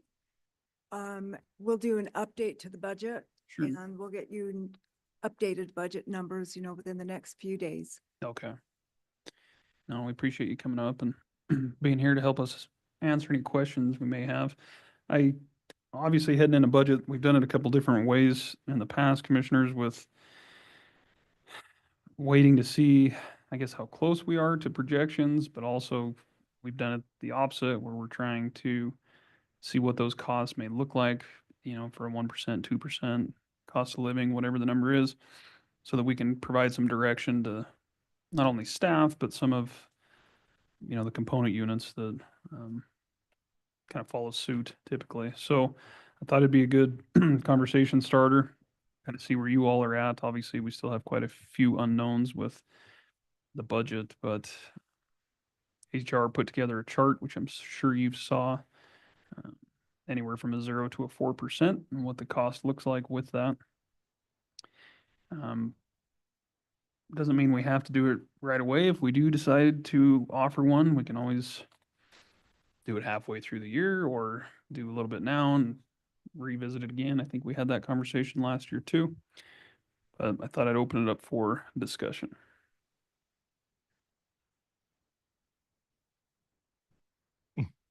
Mr. Slaughter? Mr. Chairman, if I remember correctly, at the time that yourself, Commissioner Richards, and I were elected and the new board was seated, one of the discussions we had was about the COLAs and the inconsistencies with which cost of living adjustments had been handled for several years. And one of the things that we discussed was trying to level that out over the life of our term as commissioners. And I believe we've tried to do that. I think that in looking at this year, obviously it's going to be an extremely difficult budget. One of the things that I had advocated for, and you'll remember, I'm sure, was that we try and set aside money in our reserves as an employee benefit reserve for exactly the type of situation we're looking at today with a decrease in our revenue and things of that nature. I still believe that our employees are our number one asset, and as such, I would like to continue forward with what our intent was. I would suggest that at this time, we set aside 3% as a cost of living adjustment as a goal moving into our budget. Obviously, when we get all of the final budget numbers, that we may find that we cannot do that. But I think I would like to see something as a 3% placeholder put in our budget moving forward at this time. Thanks, Commissioner. Anyone else? Mr. Chairman, Commissioner Richards? I'd agree. I think 3% is a good starting point. I've been committed to providing our employees with consistent cost of living adjustments throughout my term, and I want to continue to do that. I do realize that our revenue situation could be pretty scary this year, but I would rather make cuts in other places and take care of our employees. So 3% I think is where I'm at. As we get deeper into the budget, maybe that decreases a little bit out of need, but I think it's a good starting point. And looking at the handouts that Gary provided us, because of staffing reductions in the county, there's a couple $100,000 extra that is a little bit of savings. I think we run pretty lean and mean. I guess I could talk this out forever and not say anything more. So I'm at 3%. Yeah, and just to, I guess for transparency purposes, based off the current full-time employees, a 1% cost of living is about 200,000. So every time you go up a percent, you can factor in pretty close to 200,000. So 2% obviously be 400, 3%, 600.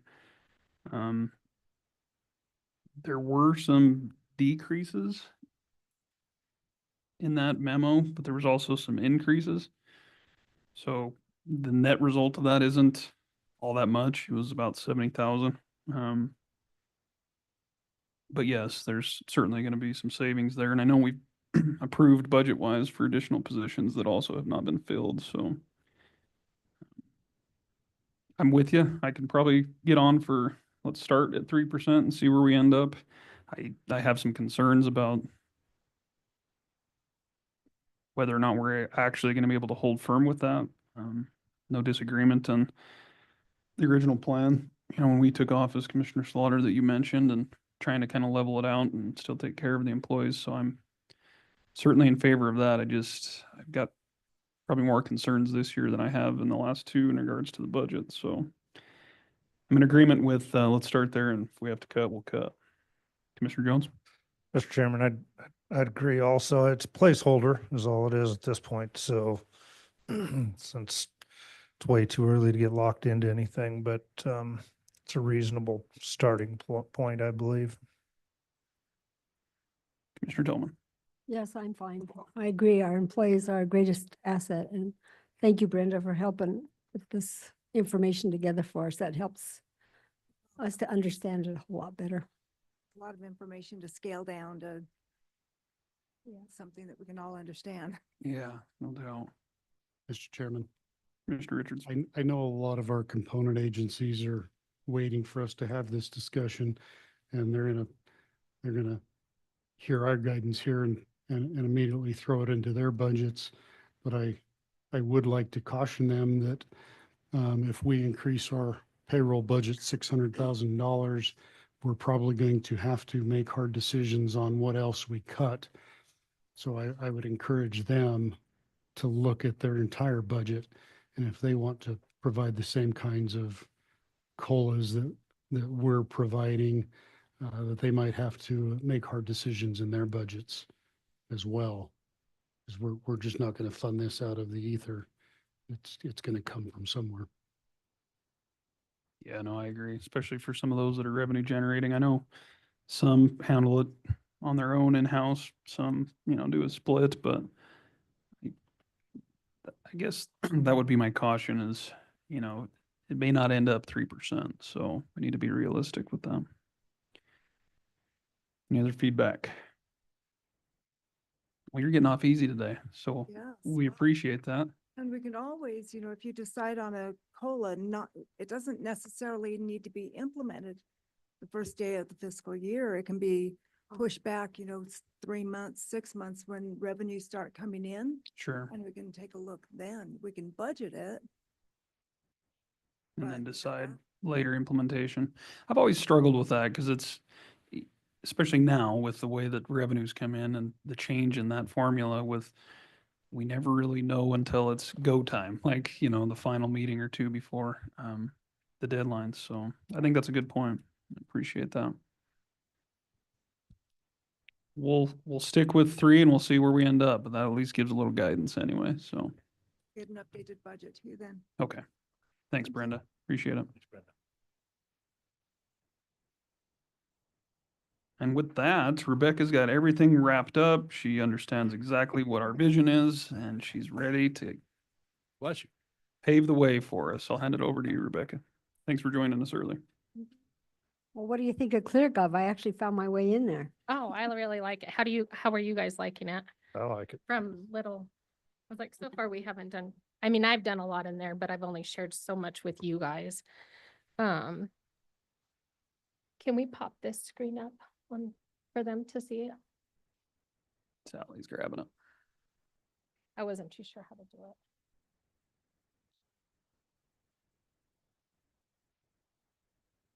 Yeah, I went back and looked.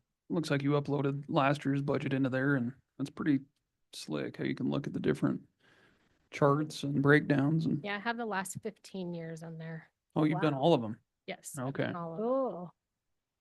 I do have a question though. But ClearGov did help me with that though. They are great to work with and they were really helpful. How many entities will be able to get in there and work through that? Will the component unions or the outside agencies, who else is going to be in that, able to access? I'm going to that? take care of the outside agencies. They'll send their form to me. So they're and- not going to be in ClearGov for us No. to see? Oh, No, okay.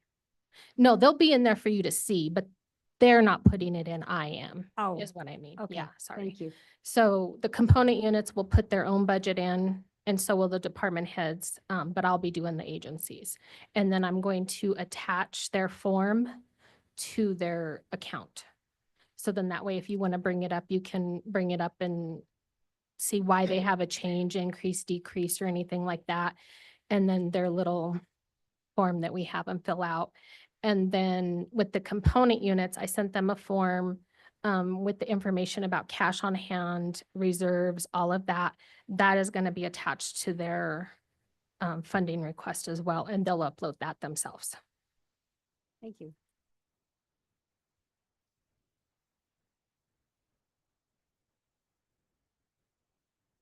So who all can see and get into that program then? The outside agencies will not be able to access ClearGov at all? No. Okay. And department heads will only be able to see what they are responsible for. Okay. So I'll send them an invite and they're each assigned their codes or their account numbers, and that's the only thing they're going to be able to see. And if they have several, then they're assigned several. And then you guys will be invited to review, and then at that point, you'll be able to see everything.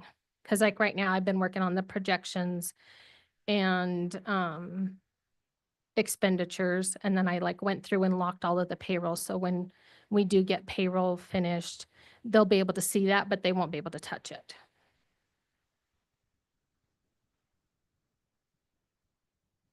I'm not sure how to use the mouse on here.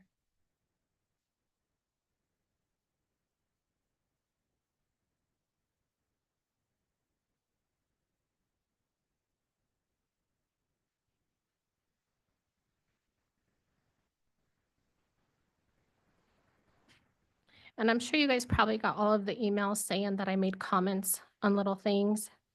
So that is for you to utilize as well. So if you click on the three dots, you can add a comment. So if you have a question for a department head, or if you have a question for me, you can do that and it'll send me an email. And then I can respond to you. And then it's gonna have, so if it has the little paper clip, that means there's an attachment, a note. We don't really want to use notes. Well, if we use notes, it needs to be public facing because those will carry over into the budget book. So any conversations or questions, we want to keep that in comments. And then one-time cost, if anything's marked on that, then that means a department head is doing something and they're doing an expenditure for like a one-time thing. We also have funding packages in here and Christina is going to utilize that. So once the ARPA money that was set aside last year that's carrying over, that is included in this revenue that I did for you guys. But as soon as we can assign that to where it needs to be spent, she'll do a funding package and assign those funds to expenditures. And then it will work that way as well as like so I did a funding package for the hospital. They have that lab and that's a carryover that we're committed to. So I've already put in a funding package for them to show this is what they have as a balance for the lab. And then we just need to carry that over until it's completed.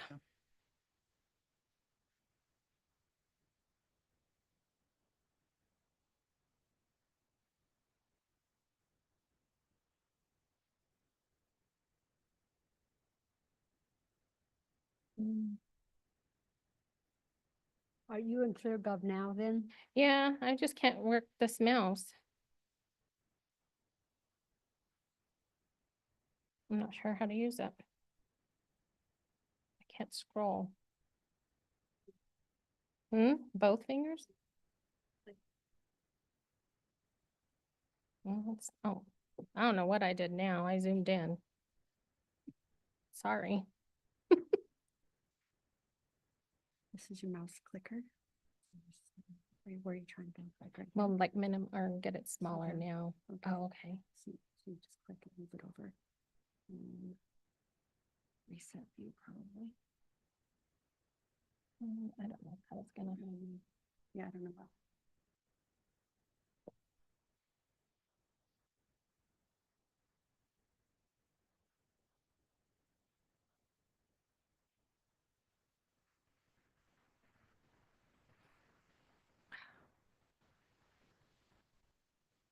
Can I hook up my mouse to this?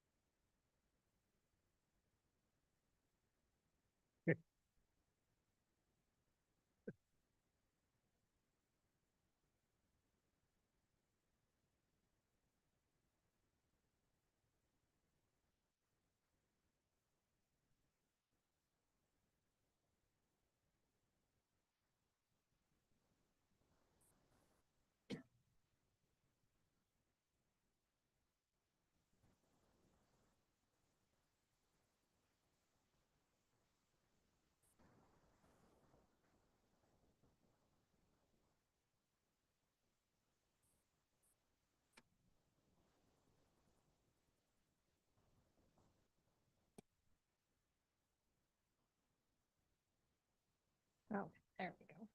Sorry about that.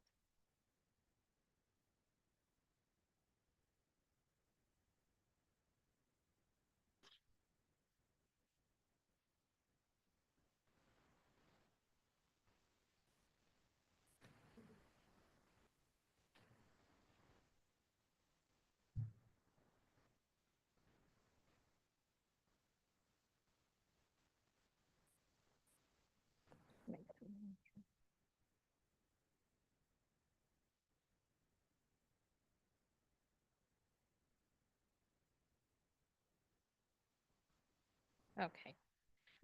So one thing I wanted to point out, So for this and for the expenditures, your FY 25 is going to be our projected. So that's going to get us to the end of this budget year.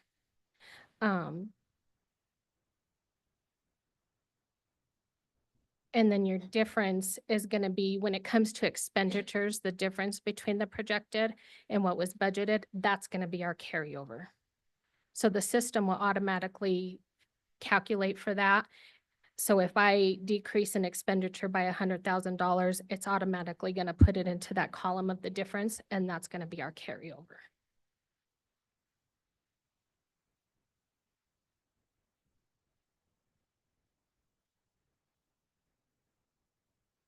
So on here for the 2026, we can see based off of the taxes going down, we have a decrease of the 4.9.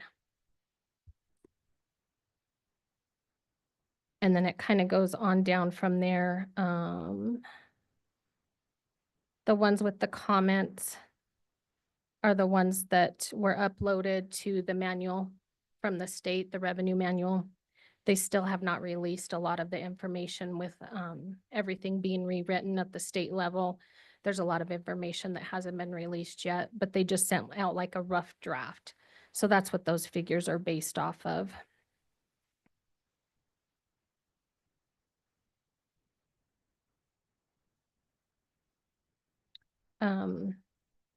The veterans exemption, we've gotten all of those funds in for this year, and that went down 1,333.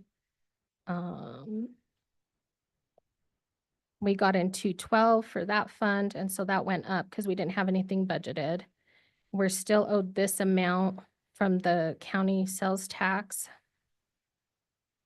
We don't really have a good figure for that one yet for next year. So how'd you get to that page though? I can't, I go to operational budget and then what? And then go to your worksheet.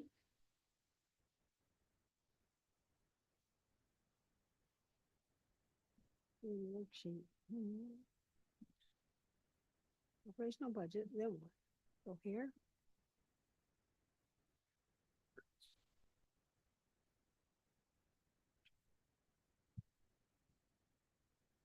Nothing. Yeah, so on our end, when we pull up the worksheet, It's nothing. it's just blank. Scroll to the left and see if you can see general fund, and then click on that arrow. No.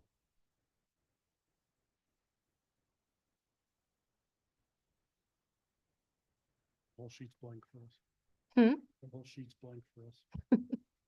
There's, Because I'm viewing as you guys. Oh, yeah, right there. right So where? Click your arrow right here.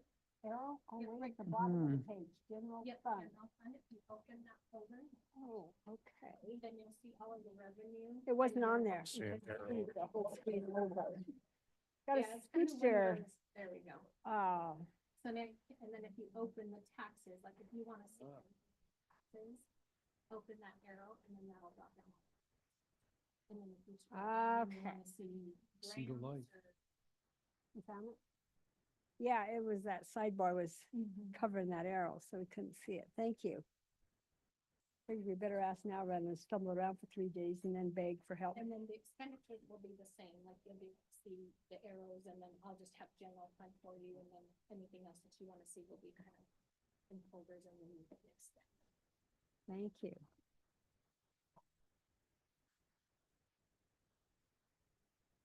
I did. I don't. And so I've got it, but when I go out, I'm not able to find the 25 and 26. Oh. So let's say we want to look at the taxes. How do you scroll to get to where she's showing the 25 projected and the 26? Well, it's kind of weird. It doesn't really.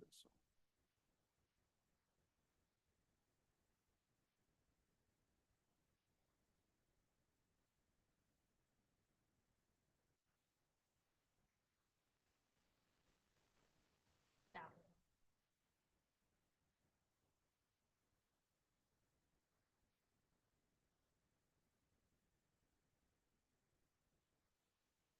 this arrow here that we need to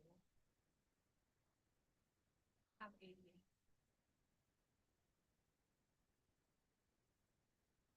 Did you get it to show dollar amount?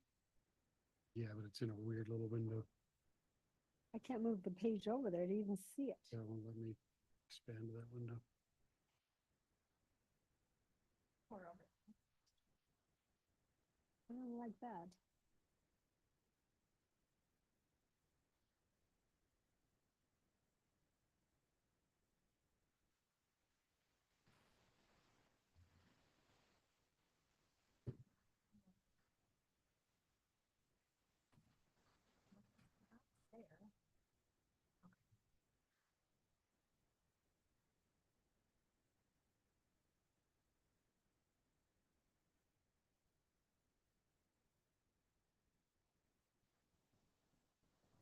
There. This one. Click on that. Oh, show the chart and everything. Oh. So there's more over here. Let's see if we maximize yours. Oh, there. And have it here, and then it'll be in revenue source. Which you don't want to see like it by source. I figured that would just be an easy for you guys to review everything. You can remove this. So she's talking about revenue source here. Oh, I've got the screen that comes up that brings up the general fund, but I can't move to where it's showing the fiscal 25 and the It's fiscal really hard 26. to move it around when you can't see the arrow. It's going off screen. Actually, do like that. Pull mine over somehow. And then you can scroll this one here and Yeah. just leave that one alone, Okay. unless you want to, and anything here that you want to open. Thank you. No, so I can get to here, but I can't get to where you're showing the fiscal. That's the problem. Yeah. Instead of,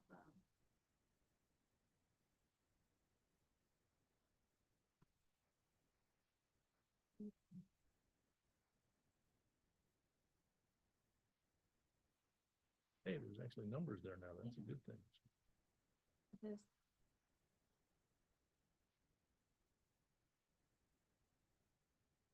But you can make this wider and then that way you can kind of see what the description is. Right.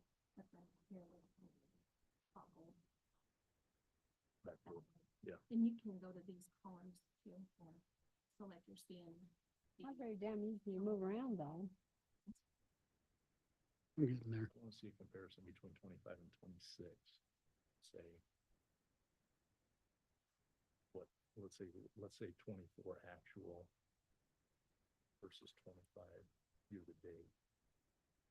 Probably all the way across. Okay, so it's just all the way across. Yeah. Okay. Like it's defaulted to 3 years, I think just because that's what we're required to put in our budget books. But anytime you want to like only look at one particular year or compare to, you can go to these columns and remove what you want. Okay. It's just going to be playing with this a little bit more. That's what I tried to do yesterday, was trying to, and I was able to maneuver around a little bit, but it was, some of it didn't work. And Where's our reserve monies? Oh, maybe I didn't go down far enough. Grants, license. So we don't have reserves put into a specific account.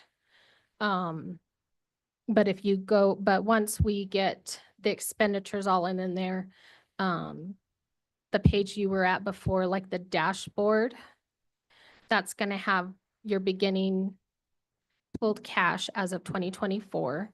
So basically how we started year 2025, it's gonna have our projected revenues and expenditures to get us through the end of the year. So then it's gonna tell you what we should start 2026 with. And so that's where we're gonna take our reserves out of at that point.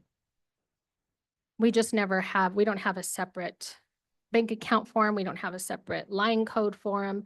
It's just something I track on a spreadsheet. It's not in our system per se.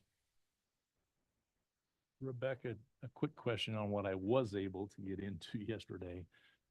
It looks like the tax revenue was based off of our assessed valuation from what was projected last year of the roughly 27 or $2.7 billion. So it was $33,861,000 at that point.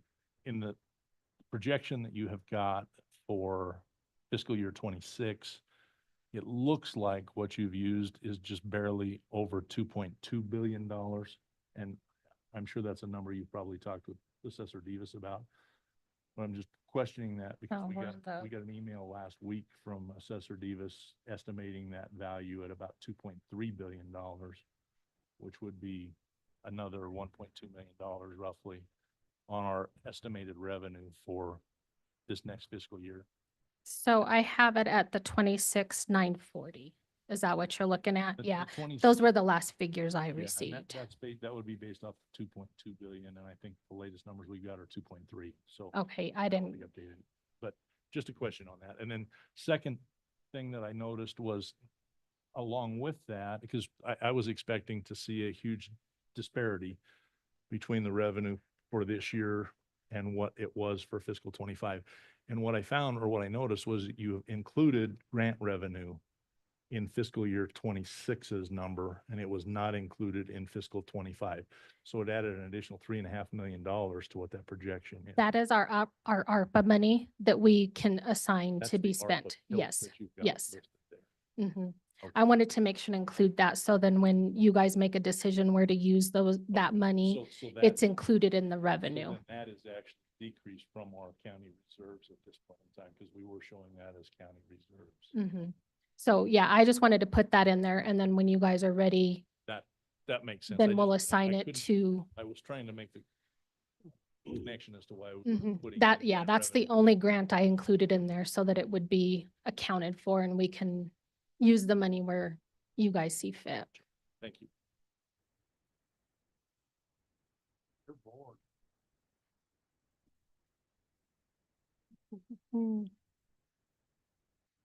All right.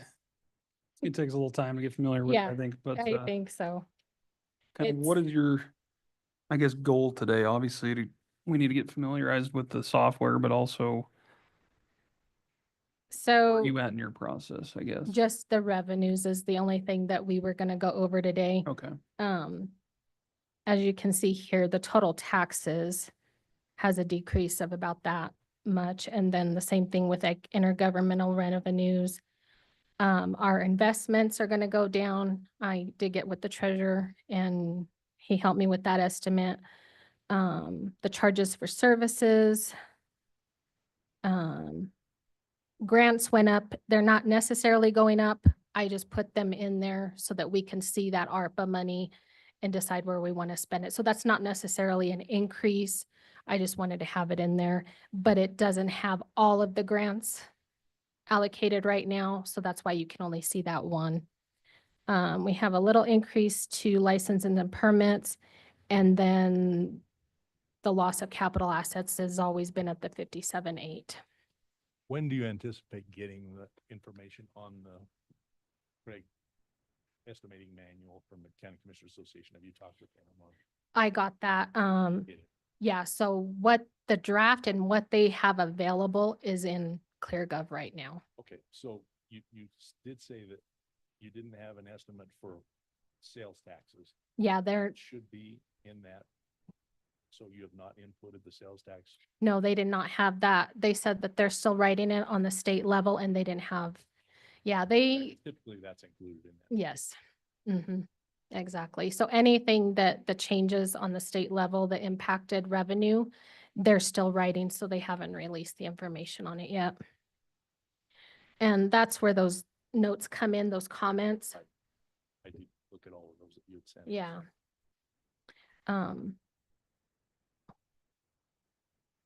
So that is it for revenue. And then I didn't know, since we have, did you guys have any other questions though on how to work ClearGov? I'm sure we'll have plenty. But if I add that up, we're like 8 million down from last year, or from the projection, I should say. Is Yeah. that what you're showing? I'm not sure how to structure it, but if it would be possible for, I don't know, maybe it's just myself, maybe no one else needs to have a tutorial on ClearGov, because I I tried to go out and look at some of their tutorials, and I used their password at the time I put it in. It's automatically populating my password here. I have no idea what that is. And I have to put that in to use their tutorials, so I didn't do that. So if I could sit down with you for an hour at some point in time, and, you know, if possibly a couple of our county commissioners could sit down with you and go through some of this. Oh, yeah, I think it would absolutely. really help if we could just Mhm. set up a time to do. Would you guys want to do that before the department heads start doing their budget I'd like to do it as soon request as or possible. after? Okay, that works. We can come up with a time that would work for you and do that. I mean, I've played with it, but I just think it's got capabilities that I haven't even began Yeah, that's, to utilize that I don't know are there, so. that's where I'm at. I'm sure there's a lot of information that I'm not able to access there that I'm sure is there. I think, you know, with an hour of training, that would really help to. Yeah, we can definitely do that. And if, Want to do it today? yeah, Yeah, I'm fine blocked with off that. the whole day, so. I mean, I don't know. Obviously, revenues are in. What else were you kind of planning on going over today? I was just I thinking. didn't know, since I sent you everything for capital, that Okay. hasn't been merged into operating, but if there was anything you wanted to talk about when it comes to the capital, if you guys were ready to talk about that, if you're not, since we're just barely on revenues, that's like entirely up to you. Okay.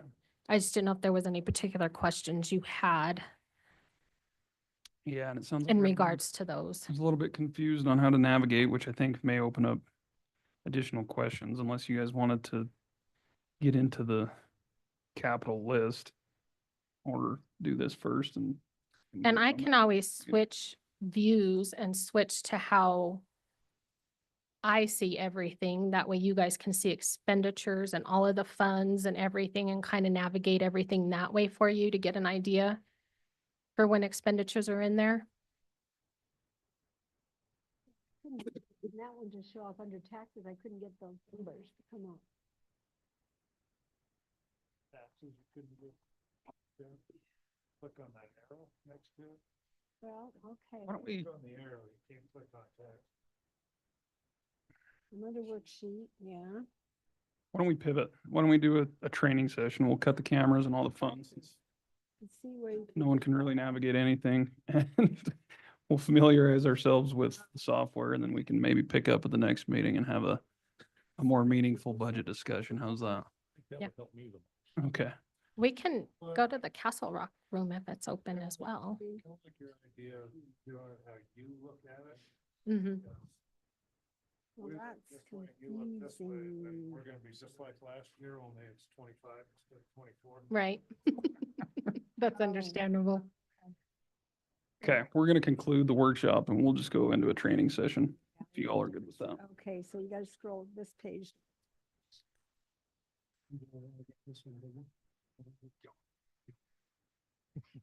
Oh, minimize or maximize up